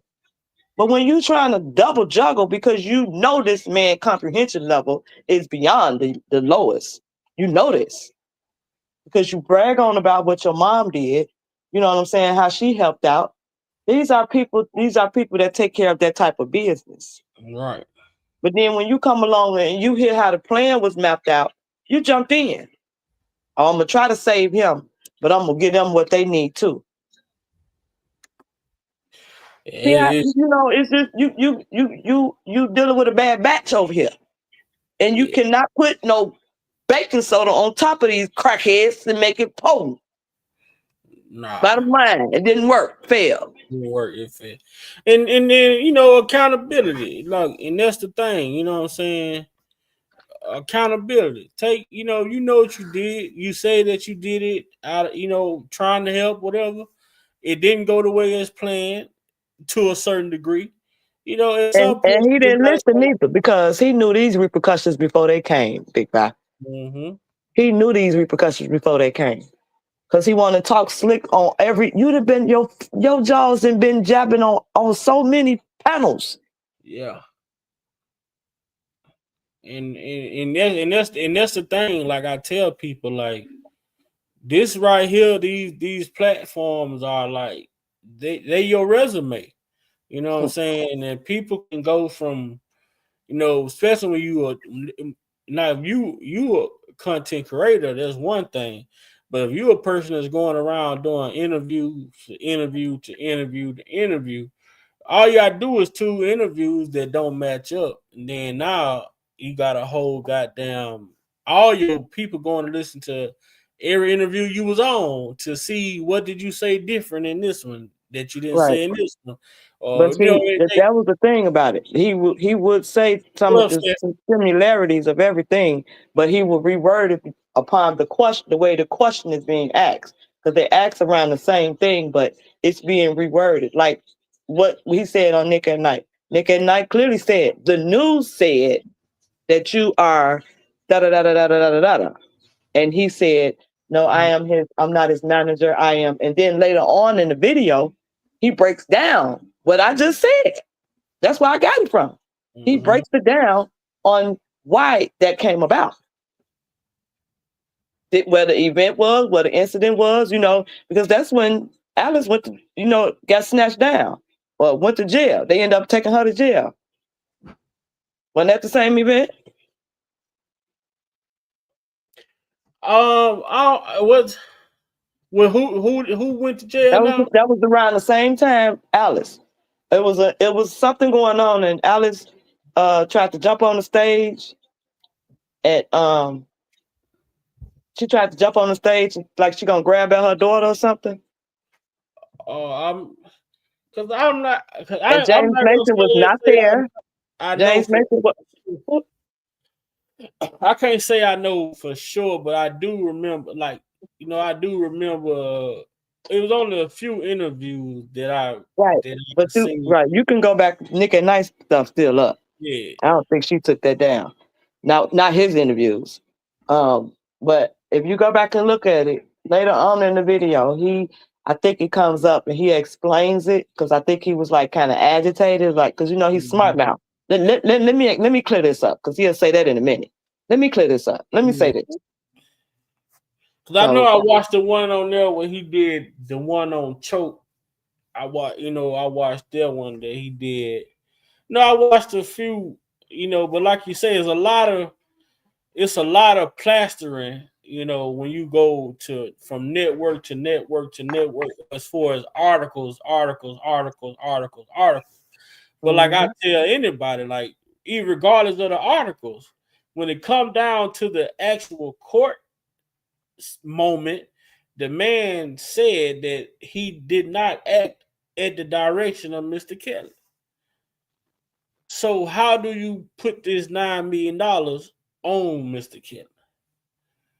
Like, but I understand it was easier to put it on him knowing that he couldn't defend it. Mm-hmm. The man in MCC, we all know what the man went through when he was in MCC. Mm-hmm. COVID, blood clots, not getting his medicine, Jumped on. jumped on, had a cast on for 6 months. All that sent in. All that sent in. You know what I'm saying? They knew that man wasn't gonna be able to make it to no damn court hearing in New York when he way in Chicago going through all of this shit. Oh, default. Boom. How many default judgments he did? The Heather Williams was by default. The money went to the landlord was by default. All these lawsuits, by default. That shit is strategic. Because they can't find ain't no proof, ain't none matching. They slap everything. They slap everything on the wall and trying to make it stick. And the only thing that they made stick was this the plot. And they had all inside help to do it. Because that was the only way it was gonna work. Well, the only way it was gonna work. They was light. They was light as a feather when it first started, Big Bang. Man, but see, y'all, tell people, I always say, a lot of people been around this thing before me. I was a supporter sitting in chats, listening around, from panel to panel, from channel to channel. And they came in this thing just as a fan, just saying like, damn, like making a platform for the fans and supporters that didn't want to be a part of the chaos to be able to come to, and we can have a discussion about what we're looking at. You know what I'm saying? Trying to understand the information that we were getting. So a lot of stuff in the early beginnings, like I'm not familiar with that. But from where I started, I started to read, go back and look at the article, go back and look at the interviews, listen to what's being said, like taking notes, like different things, like from that point on. So like when you, like you say, like if you go back and just look at that one interview what he had on the blue coat in the Chicago Bears, they just put the mic in front of him like on the spur of the moment types. Right. You know what I'm saying? Hey, you the manager, huh? It was all set. It was all of that activity was set in. So because they needed their paperwork. What up, Noob? Hey man, I cannot find that entire interview. I can find clips of that interview. I cannot find the beginning or the end. What interview? The interview where he was outside in the Chicago hat, all right, and the jacket, all right. And if you go back, even if you got links, and maybe you guys got one that I don't have, but I looked for that interview high and low, and I found it a couple of places, mostly broken up into pieces, and it doesn't show the entire thing. And that's done purposely. But what interview is he talking about, Big Bang? It's the interview though when he was outside of I don't know what he was outside of, but he had on the blue bubble coat with the Chicago Bears Scully hat.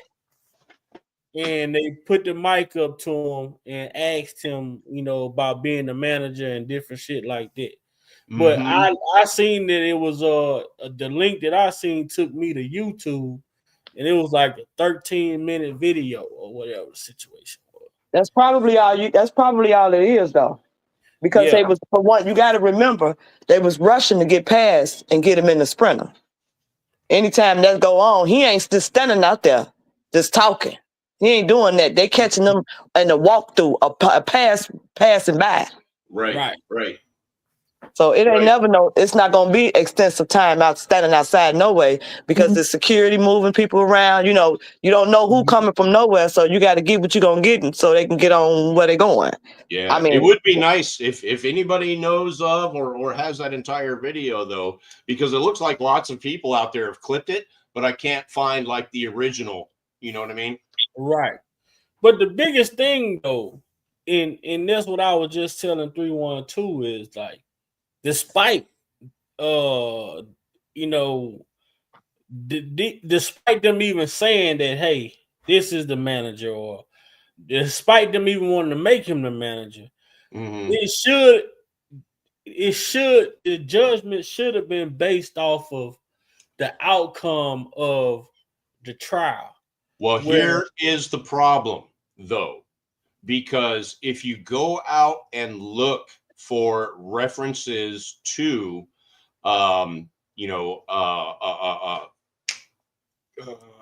help me with this guy's fucking name, Don Russell. If you look at references, between Don Russell and R. Kelly and manager, okay, what you're going to find, because I've been digging at it since I talked to you on the phone, what you're going to find is a lot of chatter out there about, Don Russell, saying that he's managing for R. Kelly and that sort of thing, but I can't find anywhere where it's like coming out of his face. Yeah, that's what 312 was saying. And that's what they doing, and they keep you screwed up, because check it out. Check this out. 25th of February. Hold on, let me finish this thought. On the 25th of February in 2019, that was Don Russell's first, air quotes, official interview. And he is backing all the fuck off of the manager train as hard as he could. Okay. And he says, well, what we called it was consulting. We came up with the name of consulting. Right. And that's what me and 312. And that was because right after his indictment. He changed. He tried to clear it up, but like she was saying, and to a degree that when I look at it now, like that first time that they ambushed him when they were trying to get somewhere, and they stopped him out of everybody in the crowd, and then they put the mics in his face, and like she said, she made something make sense to a certain degree. Where say it was supposed to be somebody else who was supposed to be there. See the main seed that no one, it keep going all around it. You see how it's screwed all up, but nobody's speaking about this one particular person. The last manager that was on duty at that time, I believe, was Mr. Mason. James Mason. That's right. And because that's where Mr. Jaws stepped in at. That was his opportunity at that time. Yeah, so to do what he did, to do just the minimum. I believe that he thought it was going to expand to this extent? No, I don't believe he thought that, but it did. Once he got a hold to it, then that's when he put his boots on and joined in, and epic fail. Because you went in off the left side. You got sucked in off the left side because you're trying to help him and you're trying to help them too. You double juggling, nigga. You can't do that. You just can't do that. You can't be over here talking about I'm trying to help you and I'm gonna put this out, but then you over here trying to make a deal with the same people that's trying to kill him. Yeah, well, you say, I got I got connection with TMZ. Call TMZ. I got connections with TMZ. Guess who TMZ is got connections with? The ABC boys. Who do you think they're gonna listen to? They're not gonna listen to him. They're gonna take what they need. I mean, they're listening to him because he's gonna give them what they need. Exactly what they need. He not helping you calling TMZ and what's the other people that they you send information to? What's that other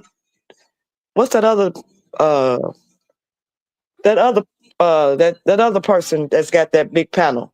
BuzzFeed, not BuzzFeed, Not BuzzFeed. The other one that's against him. But I mean, against everybody because everybody go to jail once they go on that panel. yeah, not Lifetime, but is it the NBC one with Gail? Which one you talking about? No, it's not NBC. It's what is that other one? It's what is it? Everybody go on that panel and talk, sit in that chair and talk. Damn. It was that. I don't know. I can't think of it. But anyway, the man, look, he double juggled and he mad. He want R. Kelly to pay. Oh, Vlad. Yep, there you go. Vlad. There you go. That's Hey, right. Whoever said that? Who said that? Thank you. Yeah, the chat on it, Vlad. They knew it, baby. They know it. Them some supporters, baby. They know. It is ironic, right? It's so ironic, like you say, that Vlad got a whole interview with R. Kelly that he refused to air. He put out what he gave them what they paid him for. Yeah, everybody got whole interviews, but they also snatched. Dominique told it. They played what they wanted to play. That's not that's not what I said. Remember that? Oh, everybody did an interview. They played what they needed to put in the Lifetime thing. They played the parts they needed to click together. But even with that Sabi story, the people that got on the stand, not one of them, I mean, they all lied. But then not one of them want them to go to jail. Nope. That's dangerous. They didn't want to be there. That's dangerous as fuck, man. You know, and it just, like, to me, like, and that's what I was just getting to also earlier when you first came in. I was just saying, like to help someone is not to hurt. Your help shouldn't harm me. Your help shouldn't your help shouldn't hurt me. You get what I'm saying? And once your help turns into a harm or hurt, then you're no longer helping me. You know, right? Because he Big Bang. How you over here saying, "Let me talk to him. I'm gonna see if I can get some deals." Because I got some people, I got some pull over here, so I get y'all some interviews. Because remember, the whole time now, you know they want a talk show, they want stuff. They want a reality show. All this sound good in the dog pound. Everybody mouth wet now. They ready to roll with it. But the whole time, you getting a 1-2 from old girl. You know what's going on. So who promised? But you telling him that you're gonna help him. You don't want to talk to Greenberg because you popped off right at you knew right off the back he wasn't for him. And that's the thing right there that somebody came in the chat the other day. Yes, the other day when I did the little preview live and say, well, Greenberg and Dunn didn't even get along. So why the fuck would Greenberg say that Dunn was the manager? Right. No, he didn't. Greenberg didn't never say that. Greenberg didn't want to talk to Greenberg didn't want no parts of nobody that had something that valued R. Kelly because he was one of them ones. And I told them and told them and told them. I told them Greenberg is a drug dealer lawyer. Okay. All of this was brand new to him. It was too much. And when he caught the end of it was the end of it. And the motherfucker he did represent on the federal case shit, he got that dude thrown away forever. The one fed case he did try. Right. Greenberg represent my niece's baby daddy. Okay. He was one of them peoples on the streets. Okay. Greenberg works with those kind of people. And I'm going to tell you, he got him 9 years. So what we at with it? What y'all say? Not Greenberg? What y'all say? He missed 9 years of my great niece's life. Yeah, that was his attorney. When my niece heard me talking about the attorney, she choked and said, "You better tell them." I said, I'm gonna let it ride for a little while because I don't get in no attorney business, but I couldn't hold it no longer. Yeah, I kept telling them the man, and no, he's not gonna. The way he was talking to the people on the interviews, it was goofy. Oh, Yeah. he needs to go. He needs to see his girls. Yeah, he need to get out of jail. Who you represent? How you sound? He need to get out of jail to be with his girlfriends. What the fuck? Right, he was goofy from the get go. Oh, but the minute after that interview, he probably bought out Double Mint, baby, because every time I seen him, he was smacking on the piece of gum. Yeah, because he had big money. He was coming through. He was swerving through the trial, sliding in and out. That's what he was doing. Yeah, he was swerving through. Just sad. Sad, sad, sad. Yeah, man, that's crazy. But this was a good live, and like I tell people, the most important thing, the point I was trying to make, of this live, and my attention was like, if this man, the way that they went about this case against Don, and Don saying that he did this thing at the direction, they got all of the messages and information, proving that none of this was done under the direction of Mr. Kelly. But like I say, when we just sat here and discussed it, it was convenient to sue R. Kelly because they knew that the man wouldn't show up. Well, not just that, but I mean, they're in the court documents. The court itself, whether it's real or imagined, the court itself determined that as of December 4th, 2018, Russell was serving as the manager of and advisor to the recording artist Robert Sylvester Kelly, aka R. Kelly. So that's directly from the transcripts. So what we believe and what this man has said so far is really irrelevant. And the question that you asked, how they come after R. Kelly for something he did on his own, that's how they did it, because the court made that determination. Right. So now, Jennifer Bonjean is challenging the default judgment, which, after researching, the default judgment won't be hard to overturn due to, the man wasn't even served with paperwork due to not even being able to receive mail because of some bullshit that this MCC had going on. Yeah. You know what interests me now? I'd like to do a FOIA request for those court transcripts for Russell's trial and see how they came to the determination that Russell either was or was not a manager for R. Kelly. Well, that's something we need to get into and try to get figured out. Well, it just depends on how big of an issue that really is. Because if that is the crutch that they use to go after R. Kelly's money for stuff that Don Russell did, then that needs to be scrutinized. How did they come up with that determination? Now, they probably got it out of the man's old mouth, prior to 25 February 2019 during his first official interview. But by then, he had already been indicted and was trying to distance himself from Kelly.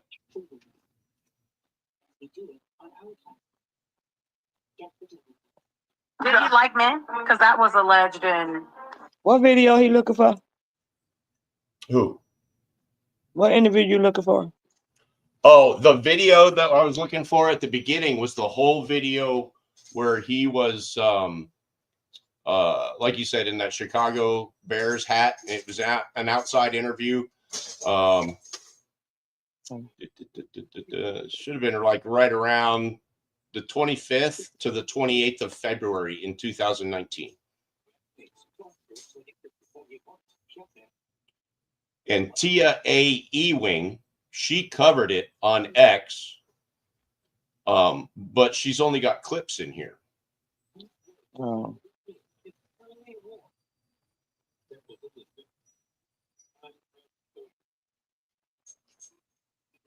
And I will put that link in the chat.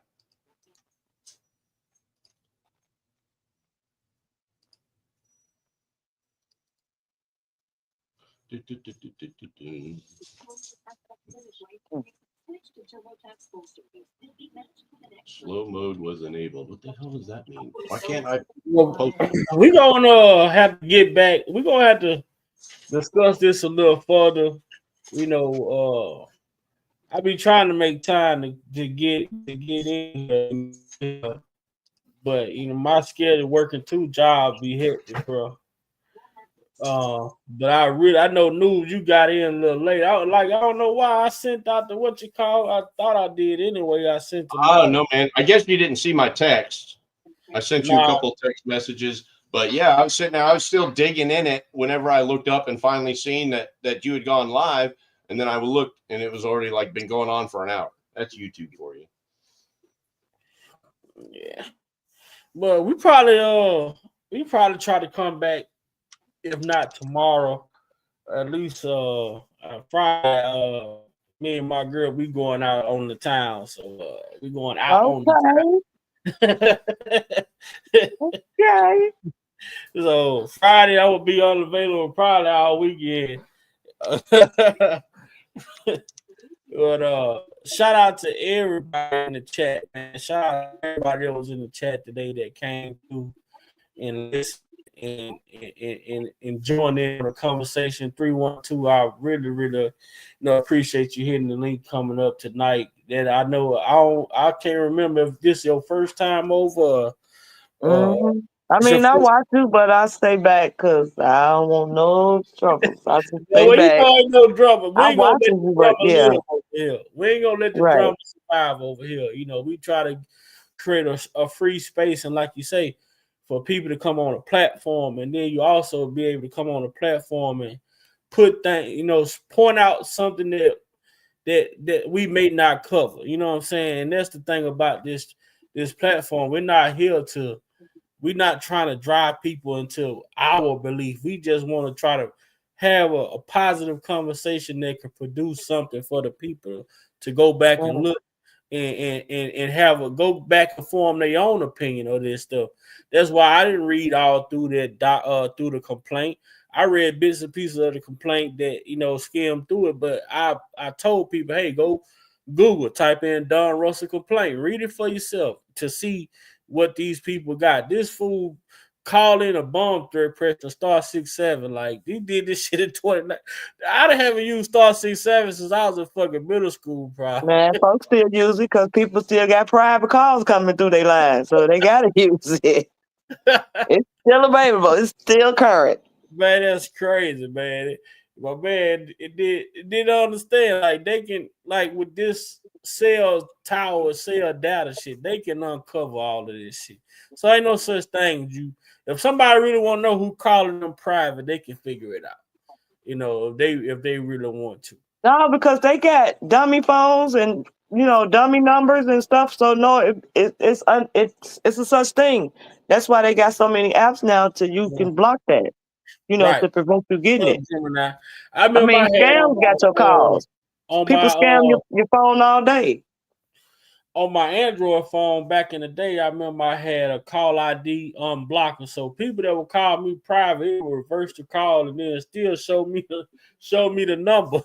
You know, because I had people try to call me private. They blocked me, got a new number called private. Then I hang up and call them back. They're like, how you get my number? I was like, cuz they got an app to fucking undo this shit, you know.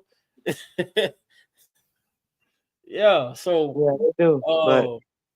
News, we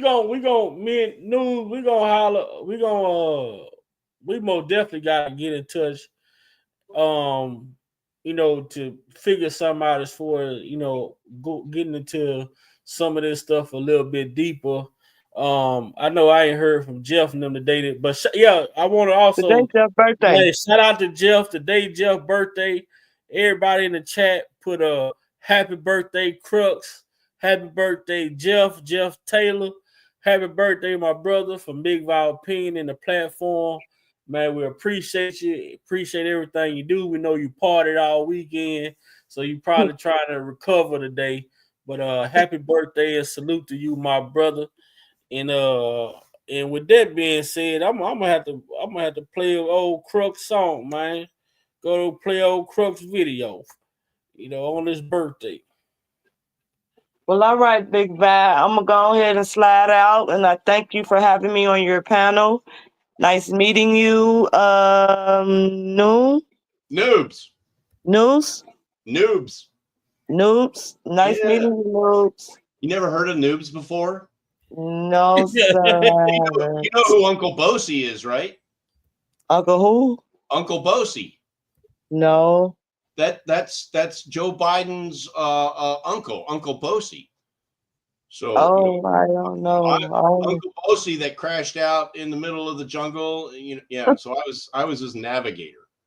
Okay. She completely lost. Well, nice meeting you anyway. All right, we'll see you.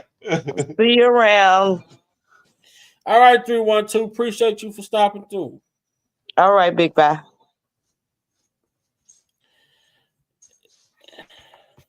Hey, so real quick, I dropped 2 links in the chat. One is for the video that I've been talking about, I don't know, since the last time we got together on a live.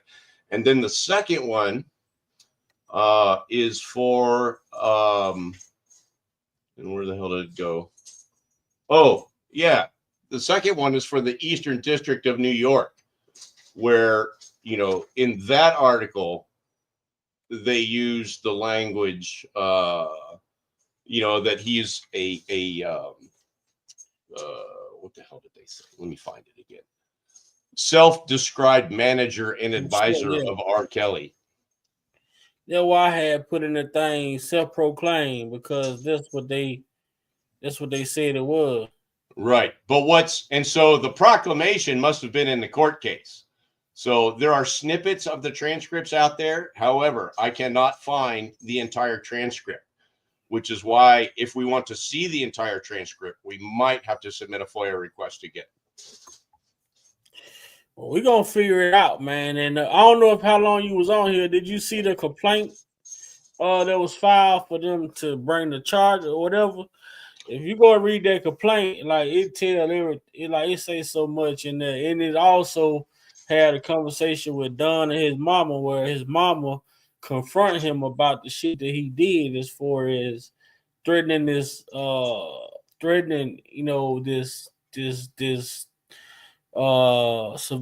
surviving R. Kelly situation, and saying that, hey, you have made yet another move without without running it by Rob first. You know what I'm saying? So Right. The mama was calling him out for the shit he was doing, but I guess you know how that go, man. Some people. Well, that phone conversation, that phone conversation between him and CC1. No, who's the other guy? I just had it up. What did I do with it? Damn it. There was a phone conversation that Donell recorded between him and one of his buddies who was in the middle of getting a divorce and all that kind of stuff, but I can't remember his name. No, that's Tim Savage, man. Yeah. And so here's the part of that recording that made me sit up and say, what? Because Savage is getting on Russell about, how he thinks Russell might be out, sending out recordings and shit like that, trying to get paid. All right. And meanwhile, Russell is telling him, oh, no, dog, I don't do shit like that. What are you talking about? Meanwhile, we're listening to the fucking recording that he's making. No, I don't do that. I don't record you, man. What you talking about? How the hell you let that specific recording leak? The one where you telling everybody that you don't do that. Savage say he just want his million. You know what I'm saying? And so, that dude is shady as hell. And now I can't believe anything he says, because he just flat lied to, his own homie, one of his own dudes. Blows me away. So you say Dude, say how you let the video out, or you record the motherfucker telling them that you don't record people. Exactly. It's some fucking Truman Show shit, man.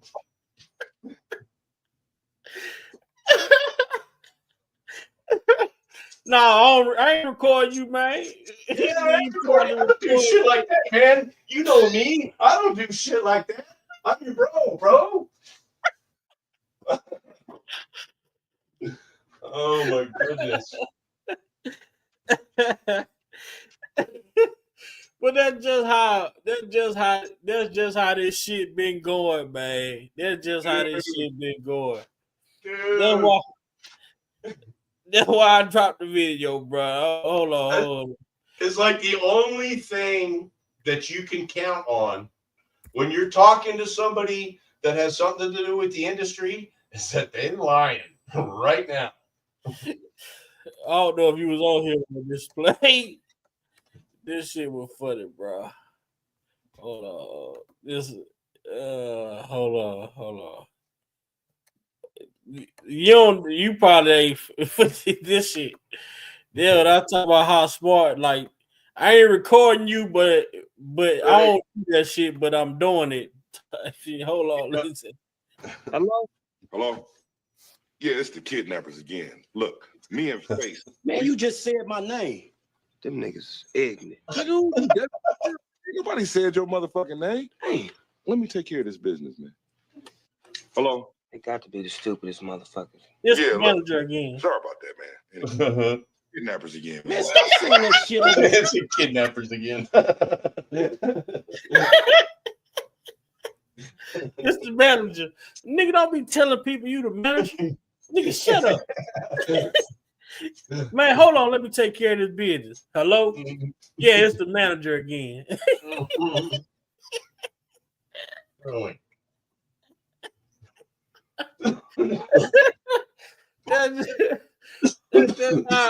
That's just how I look at some of this shit, bro. You know, it's funny as hell that the shit that these people do, bro. Like, that's crazy. I mean, call him up just to tell him that he ain't doing what he's doing. I just wanted to call you up and let you know that I'm not recording this conversation. You know, I ain't recording it, but hey, look, it's like when you walk in the store. He say, I ain't recording it, but it's being recorded, though. Yeah.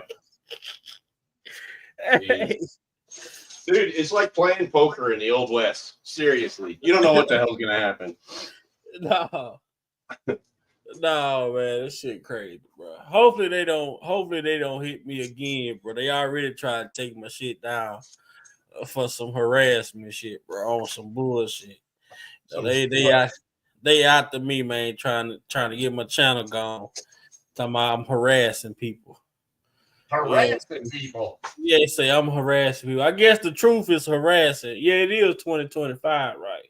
Yeah, well, you know, I maybe it was that fucking dude that tried to call on yesterday.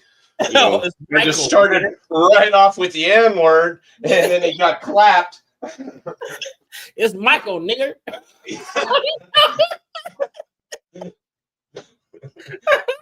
Oh my God! His so quick, boy. He got sniped for real. I saw something on X yesterday. I'll have to find it here. Let me find it. I'm gonna put it in the chat. This is gonna. I sent it to you too. I think. I think I sent it to your phone, but let me see here. And you guys are gonna have to click on this and check it out on X. Oh man, somebody sent this to the Hodge twins, and dude, I was fucking crying. I was sitting here, I had tears rolling down my face. There it is, right at the bottom of the chat. You have to check that out. Let me know what you think. Thing. So I can't see the full name in the back of the studio because the thing, like on the phone, I couldn't see the full name. Only seen the first couple letters. So I'm like, hey man, you gotta turn your camera on because I don't want you coming on my damn thing with no porn playing. Like, So he turned the camera on. I'm like, okay, it's a real person. Boom. I Yep. put him on there. He get on the damn panel. I was talking about it's Michael, nigger.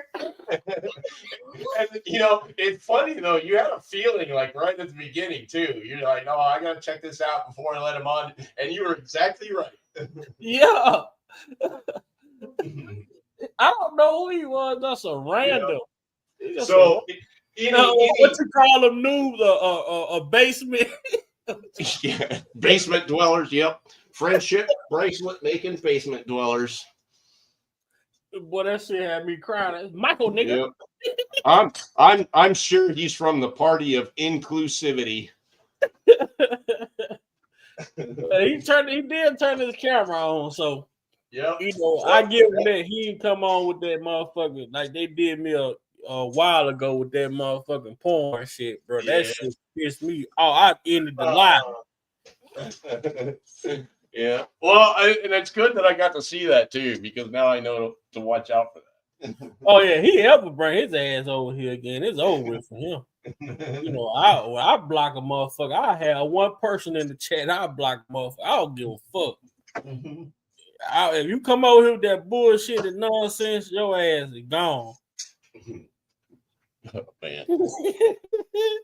Well, shit, dude, man, I'm finna get ready to get up off of here, man. We're gonna have to chop it up tomorrow evening. I'm gonna probably just do just do a little meeting tomorrow evening and around about the same time, about 8 o'clock. But you know, it'll just be a little meeting or whatever to try to figure something out, like as far as what we gonna do, and maybe, man, try to get some people on board, man. The team, you know, the guys been slacking, man. So we gotta try to have a meeting, man, because right now it's too quiet in the movement too quiet for to have all of these panels, these channels we got, and people not taking advantage of just putting the content out. Shout out to Voices of the Voiceless. They, you know, with Jeff, he do drop videos, you know, every day he dropping videos. So we got to get the lives back going and get the discussions back going, because you see the people, they like to have the conversations, man. They like to have the discussions, and people come up, you know, and they give different opinions that it gives you a different lens to look at certain things, you know. So that's why it's good to have good positive panels, man, when you can bring ideas together, and then at the end of the day, like, it still get to the point we were making. Like, there's no way possible that this man should be held liable for this $9 million. You know. Now, just in the little bit of research that I've done in the last couple of hours, okay, it appears to me that the state of New York was going to make the connection between Don Russell and R. Kelly no matter what. All right. So, because, you know, with the intention of, you know, if they get a conviction on Don Russell, well, then now they got leverage to go and do some more, you know, BS to R. Kelly, who's already in jail, you know. And so that is the impression that I have to this point. And of course, you know, I've only started looking into it, you know, for today and yesterday. So more to come. There's more to come, man, and we're gonna put it together. Most definitely, you know, and it's other people out here that's doing the work as well. You know what I'm saying? Yeah. We gonna do the work. We're gonna do the work that we gotta do to keep, you know, pushing the shit in the direction that we trying to push it as well. And it's kind of fun for me because I have no dog in this hunt. Right. You know what I'm saying? You fresh over here, so you looking at it from a more objective lens versus a tunnel vision. You know, is this what it is? So, and that's just kind of like, that's why I try not to look at a lot of different stuff, because I still be wanting to keep my opinions, you know. Yeah. Well, open. And I think the way you did it today was good. You know, you contacted me and you said, "Hey, noobs, I got my hands full. Look into this and see what you can find." And so, and that was the information that I brought to you today. And like I said, I didn't know these people from Adam, until I started looking into it and that sort of thing. Mm-hmm. So with not knowing the players and not knowing who has a grind against who and that sort of thing, I think in some cases it's a little bit easier to look at it and say, this looks shady, and this is why I think it feels like it's shady. This who you see, goddamn. This who Don was on the phone with right here. This dude right here, I'm gonna show him to you. So okay, now what side? Hold on, Mr. Savage. Hold on, Mr. Savage. Hold on, Mr. Savage. You don't let Westside finish. You gonna let him finish. Go ahead and finish your comment, Westside. Well, I think you, Mr. I thank you, Mr. Storm. Gotta let him finish. Mr. Storm, I thank you for allowing me to come on your platform. You're a respectful host, brother. I just can't talk to them. They're just too out of control for me. I wish them well, though. I'm off the mic. Thank you. You out of control because you got criminology, sir. You out of control. Listen, because you don't know me from Adam. John, you out of control. I've been living this for 10 years. John Jalen, here is the deal. When you have a mother, fuck that. And see, that's when you have a mother. No, fuck that. The criminal R. Kelly predator fan. When you Tim Savage is the one with the blue button up. That's Tim. Yeah. Now who sent you, nigga? Nobody sent me. Say another motherfucking word and this shit is over. And I ain't playing, nigga. Now, you ain't got no gun. But where the weed at? I ain't got no weed. Shut the fuck, shut. Did I say, no? Oh, shit. Say it again. Say something else. Oh. There's something wrong with you. Tim be cutting up, boy. Tim be cutting up, boy. Man, they better do something about Tim, boy. Yeah, man, you fuck around and run across the Savage family, boy. You think you done laugh before? That little dude, Tim, the dude right there, I just showed you, Tim, the one that Don was on the phone with. Man, I roasted his ass so much because he had that high top fade, that box haircut on top of his head with the part in it. I roasted his ass so much he was in the comments of the video laughing. And then he went and cut his head. He went and cut the shit off his head. Now, I guess that woman is the one that he's no longer married to. Nah, they worked it out. Oh, really? He was accusing her of sleeping with R. Kelly too. He So, said, wait a minute. Wait a minute. So that's Tim. He's not in jail. It was Don that's in jail. Don is the dude that did the interview. Tim is the one who said he was leaving his wife. He said, the Savage, once a Savage called his brothers, it's all over. Yeah. You know what I'm saying? But then he ended up getting back with his wife after that. See, that's what I'm saying, man. That's what I was saying earlier. I mean, too many people just talking shit. But see, Don allegedly promised Tim Savage $1 million or a reality show or something. He promised them something. Because if you go back and listen to that audio, Tim say, all I want is my $1 million, and R. Kelly got him a wife for life. Right.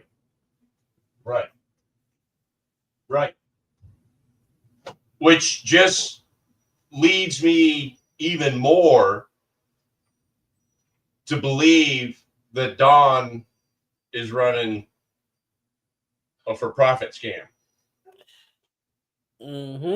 Well, even if it's not a scam, he is doing things. He's setting like these little paper boats into the water and letting them see how far they go before they actually sink. Right. And like you say, you cross the wrong people with that kind of bullshit, you end up face down in a river somewhere. Yeah. And at the end, like when your help